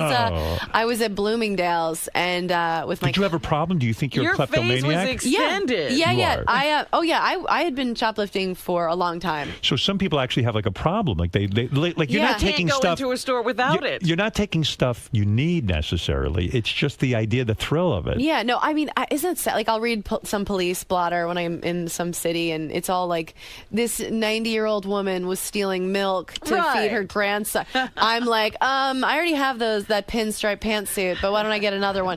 I was like really well dressed. It was college. I was like stealing a lot of nice clothes, but I figured out a way I could return the clothes and get cash. Oh no! Oh, wow. Yes. So I was into it, but it wasn't about what I could get very much. It was the adrenaline. Did you go to a psychiatrist about this? Totally a rush. Did you go to a psychiatrist about this? Not about this specifically. I mean, I've gone to many Have you psychiatrists. stopped? Do you? Oh yeah, no. You're not going to take you're not going to take our little tchotchkes over there, are you? No, I mean, they're gorgeous. They're really everything in this room looks amazing. So you no, got I don't have caught? a problem stealing things. Right. It was only from like So who big caught you? places. Bloomingdale's. Bloomingdale's got you. They're real. Beware, they're really tough. And they took you down and they arrested you and the whole thing? Yeah, and Wow. it was with my cousin who is Senator Chuck Schumer. He's not my uncle. What is he? I don't know. He's like my dad's cousin. Oh, so you don't really know him. We know each other. Right. Does he if root we saw for each you? other, I think he hopes that I probably get hit by a train, so my name can stop appearing. Yeah, it's never good press for me. Don't you think the family is proud of you? Don't you think Chuck Schumer even says, "Hey, you know who my cousin I don't know what it she depends is, but on the we're thing. related. Right. Like I think they thought Last Comic Standing was exciting, and being here, they'll be super excited about. But other things, like they don't really like. I was trying to explain to my dad what a roast was, and he was like, "Well, maybe you shouldn't do that." I was like, "Maybe not." What but, does your dad do for a living? He mostly just shits himself. He has MS. He lives in a hospital. But it's really somehow not sad because he still thinks he's like gorgeous. Like he's trying to get me to help him set up a Match.com profile. Wow. And I'm like, what do you want me to write? Like shits himself and has no memory. He's like, that's perfect. So your parents are divorced? Yeah. And he has MS. Yeah, but he's like happy. It's the weirdest. He's fine. You He's don't totally feel sad fine. about any of this? No, I mean, if I really think about it, it's so like I have seen my father drop heat in front of me at LaGuardia. It was the worst. I was going to spend the summer in Montana with my brother, and he was like, it was when you could still walk people to the gate of their plane. And my dad was like, I'm going to walk you to the gate. Like there were we knew it was getting worse. So we like went surfing for the last time together. Like we, all these last things. And That's that sad. was I'm really gonna cry. sad. Do it, please. I want you to cry know. now. Let's see it. No, She's a but- bullshit artist. She's not crying. Right. Yeah, she's like, I'm going to cry. Can I have another latte? Yeah. Let me wipe my tears with this That's very 100. heavy to go surfing with your father for the last time. That was really heavy. Are you waiting for the big call from Saturday Night Live or something? Like, did you ever fantasize about being on there? Oh, yeah. Did you audition? No, I've been asked to audition. I'm like, trying to get better, and I'm an actor, but I don't really do characters. But I'm not like, my goals change so much that I want to keep getting better at stand up, and I'm getting more more acting work the past couple years. It's been really good. In other words, you still enjoy doing stand-up. A lot of people, like I saw Eddie Murphy on David Letterman, who I think is one of the most brilliant stand-ups. And he was like, at 27, I was done with it. That's it. I never wanted to do it again. I can't imagine that. I mean, that would be fine if that ever happens, but I can't wait to get on stage every night. Yeah. But it sucks traveling. I mean, everything other than the actual stage time is awful. Like, it's really depressing. Especially for a girl, because like guys at least go on the road and get laid. They'll get drunk. They'll get laid. After the show, I'm like, I hope no one says anything too mean to me. I'm like selling my CDs. I'm like, everyone has something. They'll be like, they'll think it's a compliment, and I'm like, they'll be like, you're a lot thinner in person, and I'm like, did you think that I wasn't going to hear that? Like, well, on TV, you're a fucking beast. Do guys hit on you at all at these clubs? A tiny bit, but they don't do it well.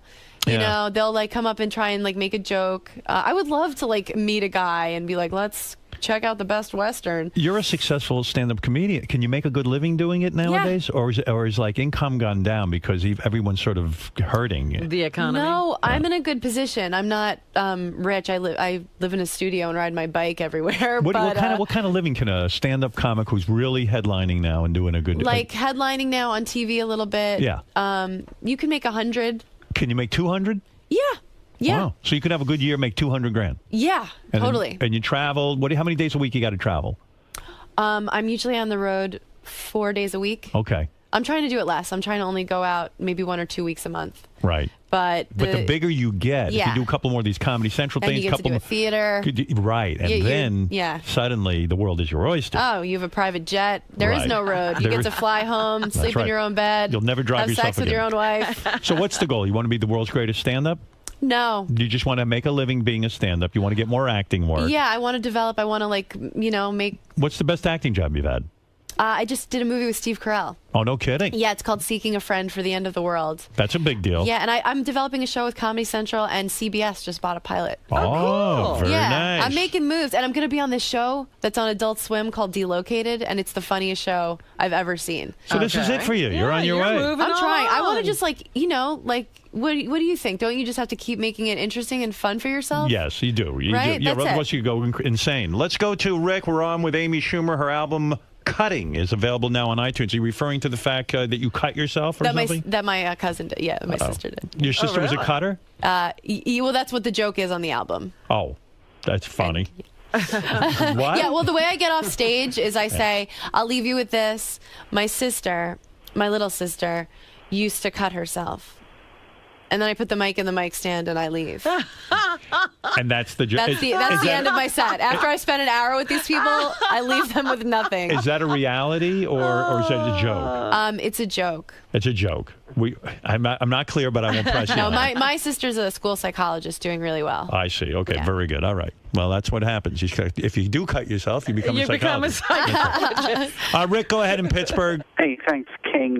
Amy, were you spanked growing up, and do you think you still deserve a spanking for all that shoplifting you did? Well, thank you for asking that. All right, that's Richard. but it is an interesting question. I was spanked growing up. And fully nude? Yeah, and once in a while a finger would slip in, and I'd be like, wait, is this punishment or not? Who was spanking you? Your Mom dad? spanked me. Your Dad mom. spanked me once because Mom made him, and he cried the whole time. But they didn't which was really awkward. Did they make you pull down your pants and get spanked? I don't remember being ass out. Luckily, I was at an age where I totally had it coming. If they hadn't spanked me, she remembers. I what loved about every that sexual? second of Because it. I find you a very intelligent woman, Thank you. a very bright, sexy woman. But I could see where a guy gets intimidated because let's say we get in bed and then I want to spank you or something like that. I would think, oh, she's going to think this is funny. She's going to make jokes about it. I mean, I have no jokes in the bedroom. You are able to turn it off. I am dirty, and I have no jokes in the bedroom. What does it mean you're dirty? I like having fun in Not bed. anal. I've never had anal. You talk dirty? Yeah. Oh, you do? I like being talked to. I like talking. But I dated a guy. Yeah. The last guy I dated, he needed, the sex got really weird really fast. Which I guess it has to. Because if you don't enter that stuff in early, like after 5 years and you're like, it's hard to put when it you in, wear this rice patty hat, you'll be like, where is this coming from? But so it got to a place where he wanted to watch me watch porn every time, and he needed me to talk constantly about things I'd done. Oh. So at a certain point, like, I ran out of shit. Like, and I started lying, and then he Because started. you're not that sexually experienced. I mean, there's only so many experiences. There's you only got. so much I've done. Yeah. And then, so I'm like making up stories. And then he started like fact checking. He'd be like, wait, you said, I'm like, fuck you. I haven't had a new story for like a year. Right. It was exhausting. Tell me the time that girl came on to you. Yeah. And I'm like, right. do you really think any of this happened? At It's like some whenever I point- start dating a guy, I always pretend like maybe I'm like, I don't know, I've thought about a threesome, but. And then 6 months in, I'm like, I'm not doing that. At That's some weird. point, I mean, at some point, you know, it You just gotta like having sex, it can right? get it can get exactly. Yeah, it can get like, weird. what about just fucking each other? Yeah, doesn't it feel good enough being inside What of happened me? to penetration? Right. Come Do you need on. a lot of foreplay?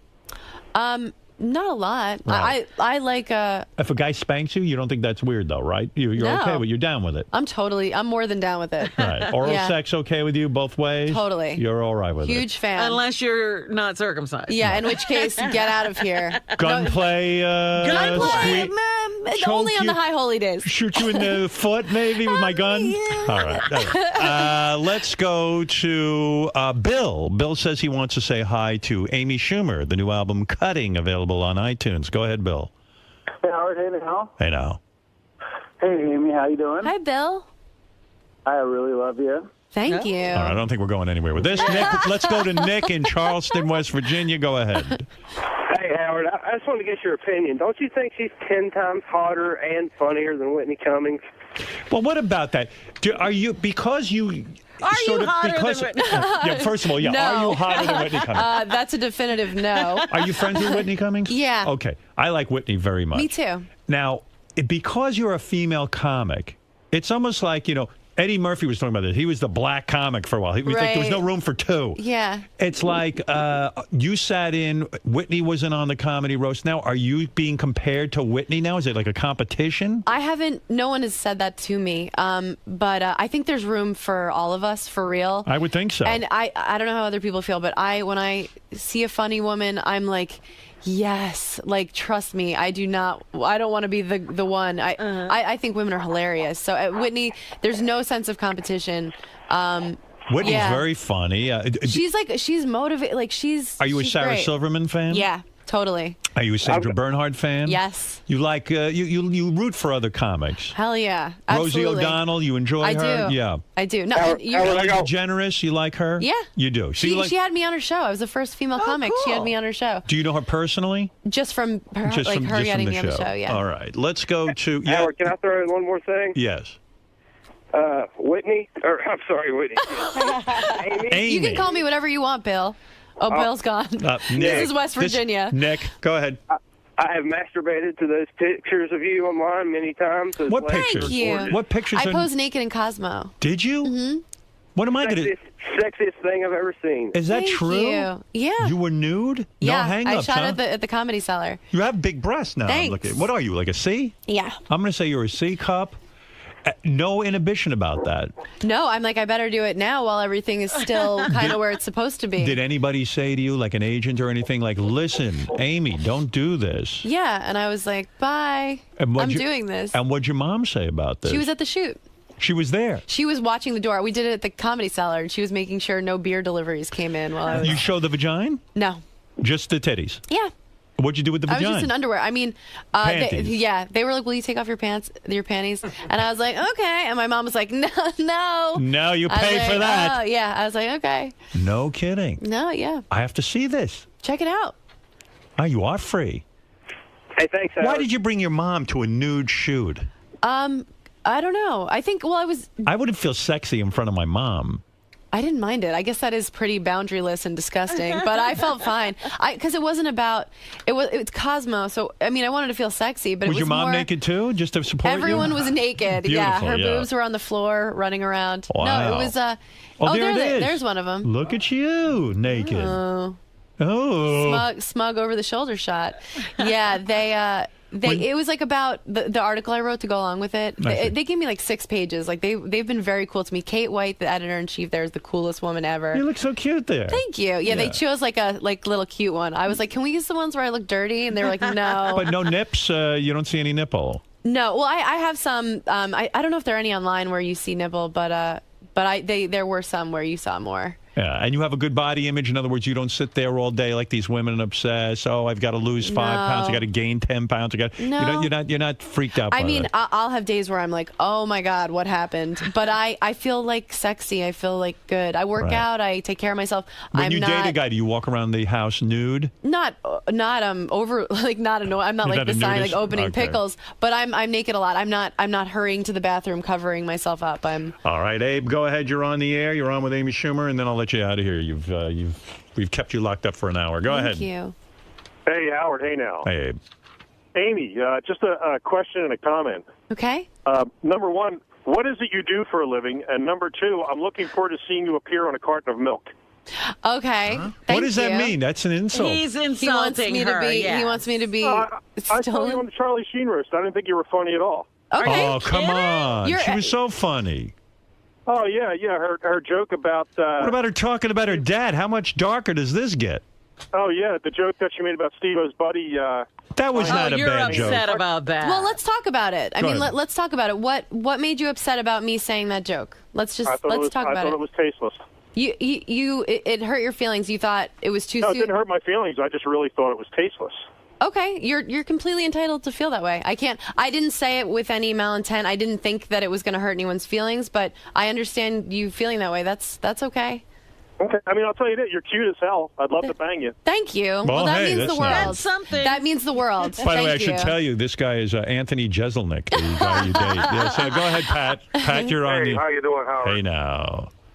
Amy, you were on a roast a while ago, and you did a joke about leg braces. It was the funniest thing. And Thanks. What one I was think that? you're Well, the I greatest just said- comedian, and I'm glad you're getting, the recognition you deserve. And Howard, I love you, 20-year listener plus. Thanks, Pat. And thanks for getting me through every day. All right, Oh, Pat, thank you. What was the That's joke I just that Pat's said talking I about? wasn't a good-looking kid, but then the old story, I finally got the braces off of my legs, and yeah, that's it.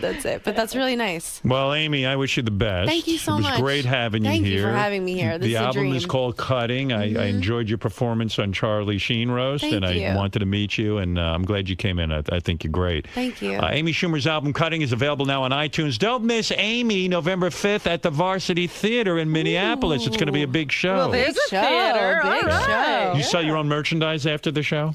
Yes, it's the worst. Is that the most embarrassing part of being a comedian unbelievable. nowadays? It's like the red light district. In other words, you get off the You're show. up on the stage. I mean, you're on the stage, you're the big star, and then you what? You walk to the back of the club. Peddling my wares. It's you so stand there- humiliating.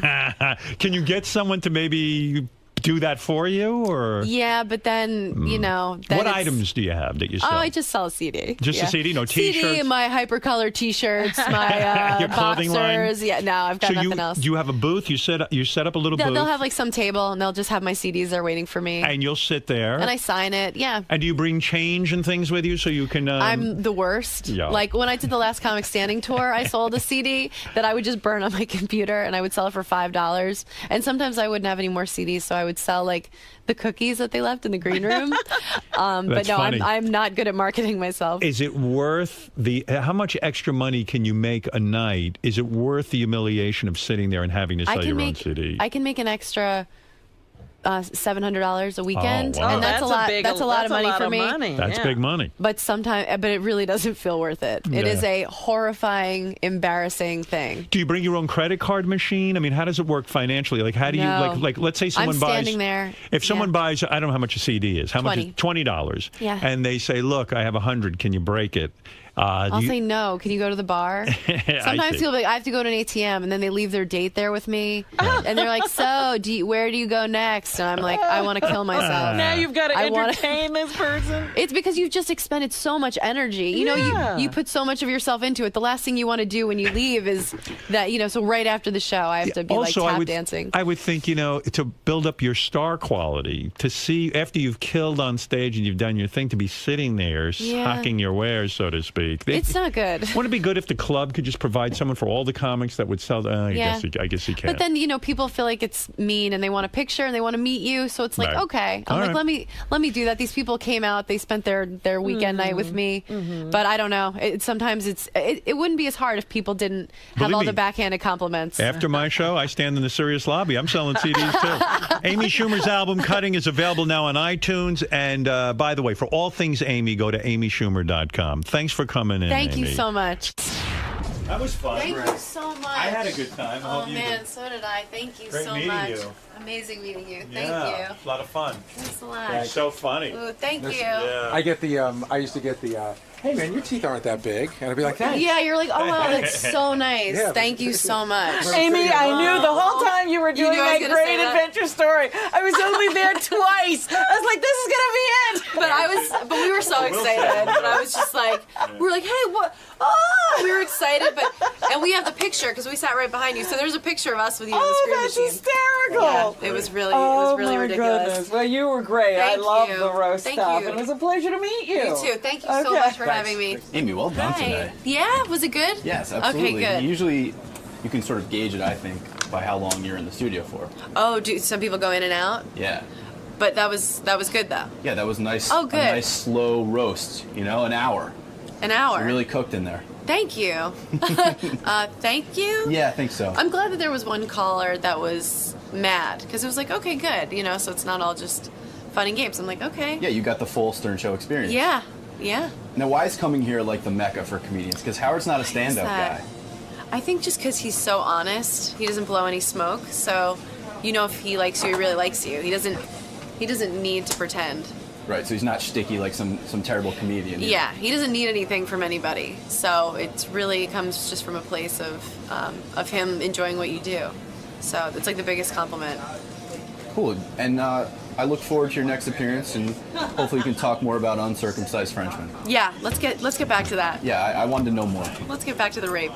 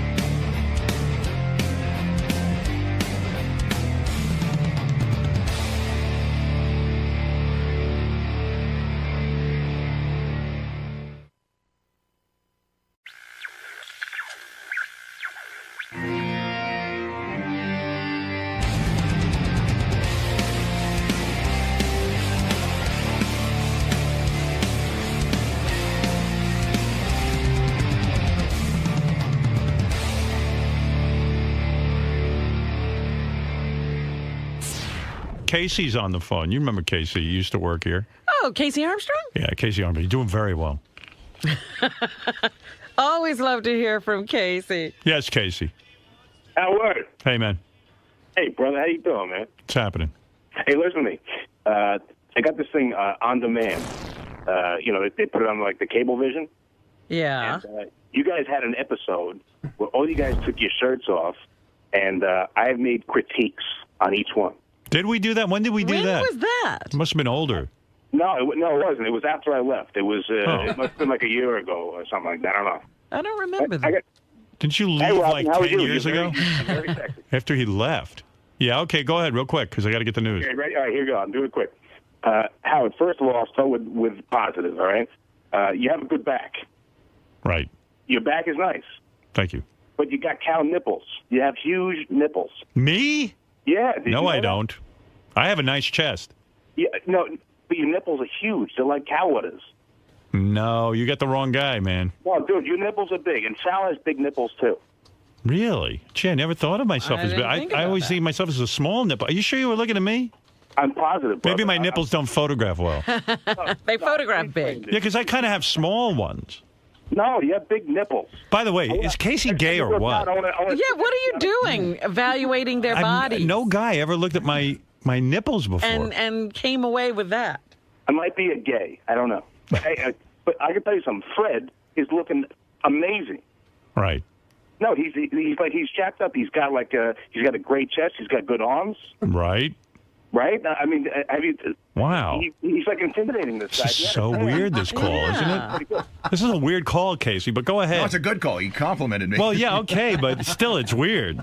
But all right, I'm going through it. Richard, he actually has a good. He looks like a lumberjack. You know what I mean? But he has a huge gut. No, he's super ripped now. He got thin. He's thin and ripped. No, he doesn't look that bad. Well, I guess it might have been a while ago. Yeah, it was. Sal has a lot of fat deposits on the side of his chest. Right. And he has good vascularity in his shoulders.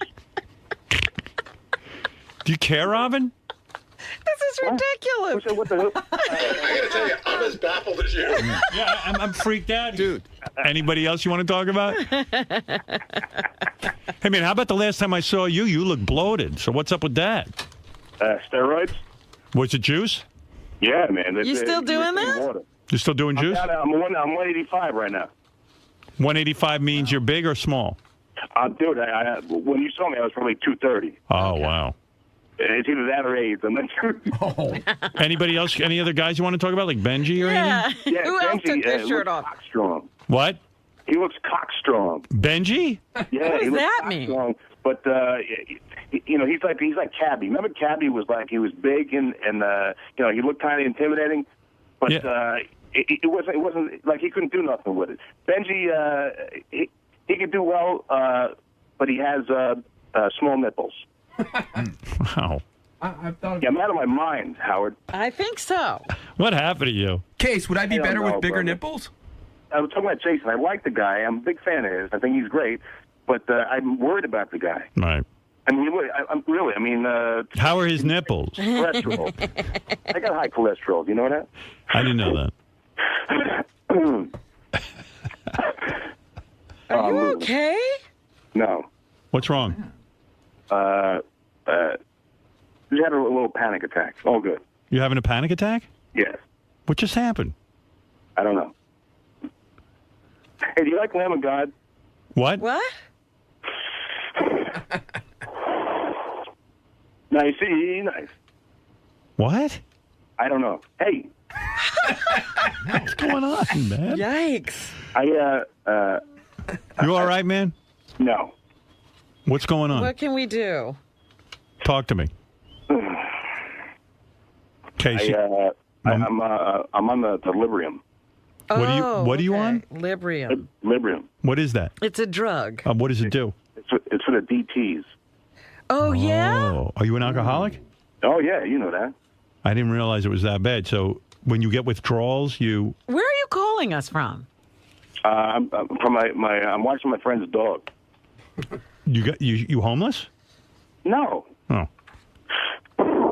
And who put you on Librium? The emergency room.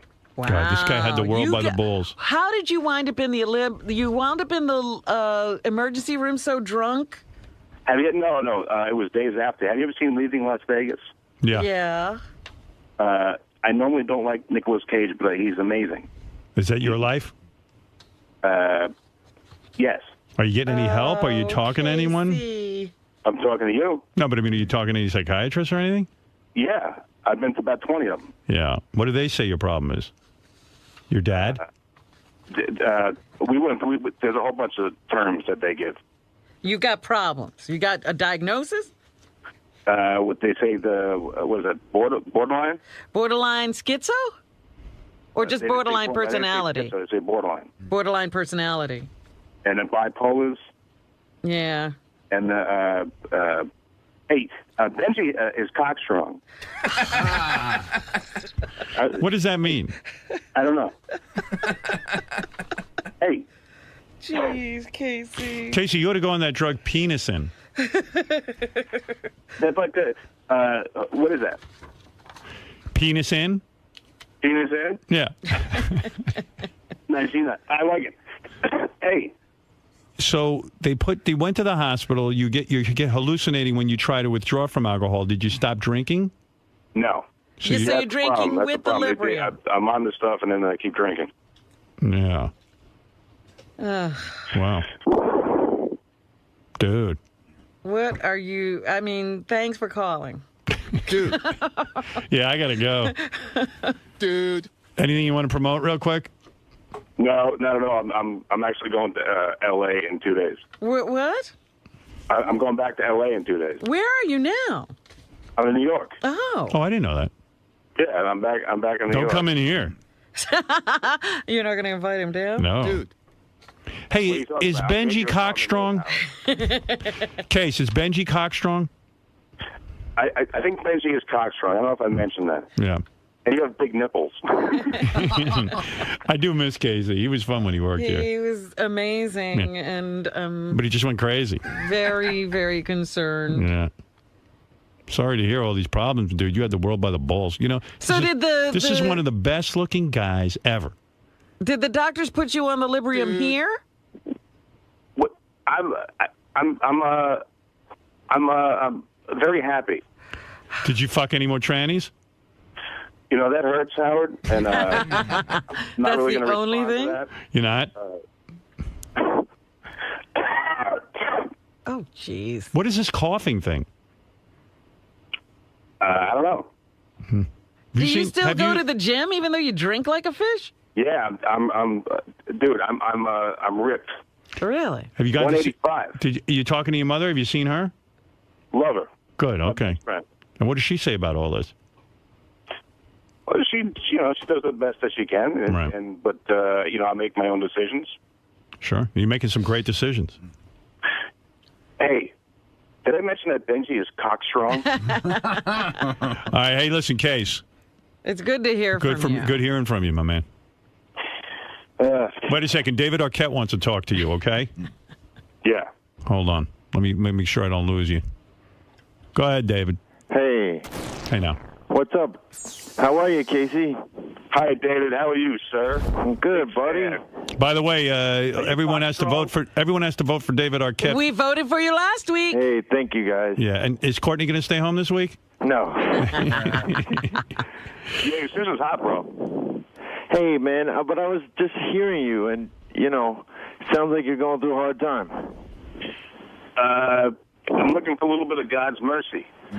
Yeah, well, you're on the right track. I mean, you could do stuff to, get your stuff together. You just start facing some of the shit you're going through, really look at yourself. And there's ways of doing that, and there's places you could go to get some help.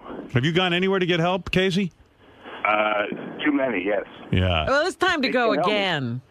Do you understand that they put me on this shit like 20 years ago, right? It was new, and now they don't know how to get people off it. Casey, what do you do? You primarily drink, or are you into coke and all that shit?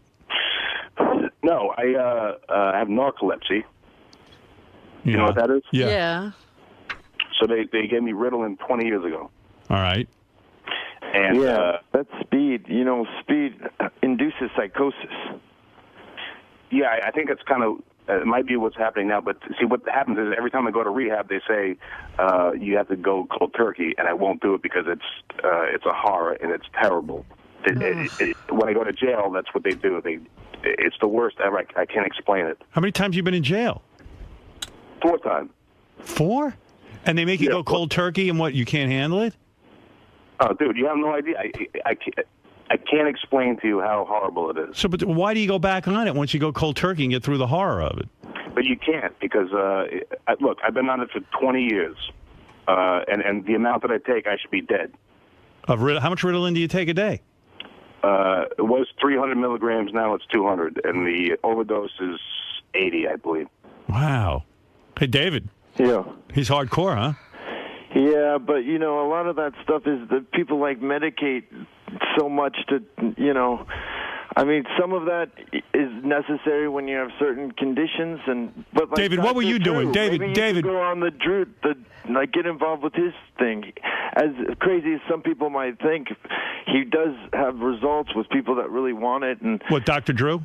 Yeah, and a lot of that stuff is also not coming to terms with who you are and just getting real with yourself and answering some of the hard questions, forgiving yourself for some of the shit that you've done, sort of like starting over, dealing with the past, cleaning up the past, and then going ahead. And were you as bad as him, David? I had different problems. I mean, everyone's got their own issues. But you were primarily drinking, right? Come on. You were primarily drinking, right? Primarily drinking, but when I was younger, I had drug problems, and when I had this last thing, I did ecstasy a couple times and mushrooms and shit like that. Are you in any condition to really be giving Casey advice? I mean, you're sober and everything? Oh yeah, I'm almost 10 months sober. Okay, what do you think of that, Casey? For me, it's like a real like. No, I was sober. What? I was sober, and I hated it. It was worse than this. What are you talking about? He wants to be a drunk. He never was sober. When were you sober? I went to rehab. Don't you remember? I went there. I was sober for 4 months. And you hated it? I hated it. It was the worst possible thing ever. Oh my. Did you do anything to try to face? See, part of it's like you get all these feelings back, and it becomes really difficult. And then you have to get some sort of tools to be able to deal with those feelings. You hear what he's saying, Casey? How much are you drinking a day? Dude, you know what I want to do? I'm like a bottom. Like at one point, you're a bottom. I knew it. Always suspected. No. Howard, with the gay stuff. For 1 minute, we're talking serious now. Okay. Yes. All right. We're joking. Just tell me, how much are you drinking a day? About 20 to 30 shots. A day? Yep. 20 to 30 shots a day. David, did you drink that much? Not really, no. Wow. Casey's hardcore, huh? Yeah. And you'll never see me drunk, ever. Congratulations. I mean, 20, 30 shots a day, and they never see you drunk. You will never see you drunk. We see you drunk. You're one of the greatest alcoholics of all time. Bukowski said everything shits and then it dies. So what do you think of that? I think you're fucked. I think you got to get into some rehab, dude. That's what David's giving you good advice. And when you don't just get sober, as David says, you have to start working on all the things that make you want to get drunk. Yeah, that's the thing. You do a lot of this stuff to numb yourself. I mean, there's certain stuff within your chemical balance that, they probably could figure out a better, system for you. I don't take anything personally, and when I went into rehab, I refused any kind of the stuff that they give you there to kind of wean you off and all that stuff. But bro, they won't though. That's my problem because you probably would need some kind of program to put little medications together to just keep you stable. And you know what's crazy? KC has such discipline with his eating and with his gym and with all that. But it doesn't matter. And then you would even think, with all that vanity and working out and stuff, he would lay off the sauce. No, I'll go to the gym hammered. Wow. It doesn't matter. But here's the problem, David. You probably know what I'm talking about. What they're going to do every time I go to the rehab, I've been there a bunch of times, and I usually end up telling them to go fuck themselves because what they say is you have to go cold turkey. They don't wean you off. They have nothing to give you. So there's no way out. Oh, dude, you could do it. You're a strong young guy. You could get off it. Howard, I can't explain it to you. All right, so it's uncomfortable. You just do it. It's not uncomfortable. It's dementia. What happens is you think that you're gonna die and that nobody can. But how long does that last? A couple of days? No, it lasts until you start taking the shit again. Oh. It depends on the rehab you're going to. That's why I think Dr. Drew's got a solid group of doctors and things going on. They know how to address that if you have any mental issues that you need sort of mood stabilizing stuff. But some of the other stuff that you're probably overdoing is probably making you. Did I just hear a clown horn? I was going to say, that's perfect, David, while you're giving advice. Well, David, that's David's technique. He entertains you. I've seen him, and it looks like he knows what he's talking about. But he knows. That even if I went to him, they would say, look, you stop this cold turkey. This is what it says in the book, because they have no idea what the fuck to do with it because it's so new. They have no idea what this shit does to you. Yeah. All right. Look, we're not going to get this solved now. Casey, get yourself to fucking rehab. Go to Dr. Drew or somebody. Yeah, don't go back to L.A. Yeah. Go to rehab. Just start getting honest with yourself, and then try to like get in just move in a better place. Well, I'll tell you what. You know what? The only thing that this has given me is making me become an amazing actor. Nice. All right. Listen, Casey, I got to go. Hey, David, I got to go. I got to go do the news. Guys. All right, later. We will be watching you tonight on Dancing with the Stars. Thank you. All the best, Casey. Am I going to see you tomorrow or something? I'm coming in next week. So Next week, okay. I'm coming into town. So. All right, good. I'll see you next week, David. Casey, take care of yourself, will you, pal? Really, get off that shit. You got the discipline to do it. It's enough I'm already. going to L.A. and It's unattractive. I'm going to pose nude, and my mom is coming, and she's going to put her hand over my private parts, like Amy. All right. Listen, go get some help. I mean it. Stop the nonsense. You can get off that shit. You know, you're going to get big tits like me if you don't calm down. No, just nipples. Your chest is good. It's the nipples. All right, Case. Thank you. Did I mention Benji's Cockstrong? And thanks to David Arquette for calling in and trying to help KC. Goodbye. Guys, bye. Very depressing. God damn it. What, Casey? That was bad? What? Hello? Oh, he's gone. Now he's going to beat himself up for a bad appearance. It was a great appearance, but I'm worried about the guy. I like him. Yeah, Ralphie, go ahead. Hey now. Hey now. That really was the most bizarre call from Casey. You're talking about a bit you did 2 years ago. I know. Current. But, I just think it's funny when you guys always talk about Casey, you, Robin, and everybody. It's like, oh, my God, what a shame, what a shame. And it's just because he's good looking. I mean, if he wasn't good looking, nobody would really care. Yeah, in a way, you're right. You're absolutely right. If he was a mess, we'd expect this to happen. Expect that. It's like, wow, he's good looking. The weird thing with KC is the guy works out so intensely, and not only that, he looks like a supermodel, and it's like, wow, how could a guy that disciplined and that into his look be into that drinking and everything? You're thinking of Casey, when he used to work there. I don't think he, he's been that guy. Yeah, I think he's got some miles on him now. Oh yeah, he's not looking that good. Well, you said like when you saw him last time, he's bloated. He was a little scary. Yeah. Yeah. He's frightening. I hope he pulls it together.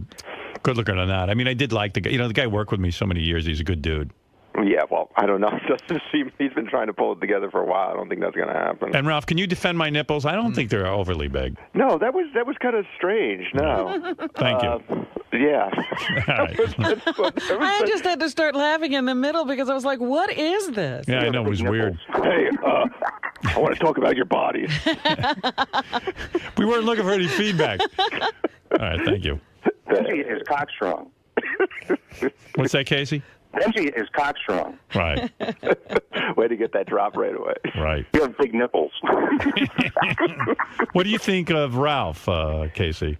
He didn't say anything about Ralph. Well, you could have just said he has big nipples. Yeah, you have big nipples. What the fuck is wrong with you? Actually, people have said that about me, so. All right. Thank you, Ralph. Goodbye. Ralph actually does have big nipples. He does? You have big nipples. You're right, Casey. Robin, like Howard, you saw Casey go from, I guess, sort of like an intern to an employee, yeah. Right, and a full-time one at that. Yeah.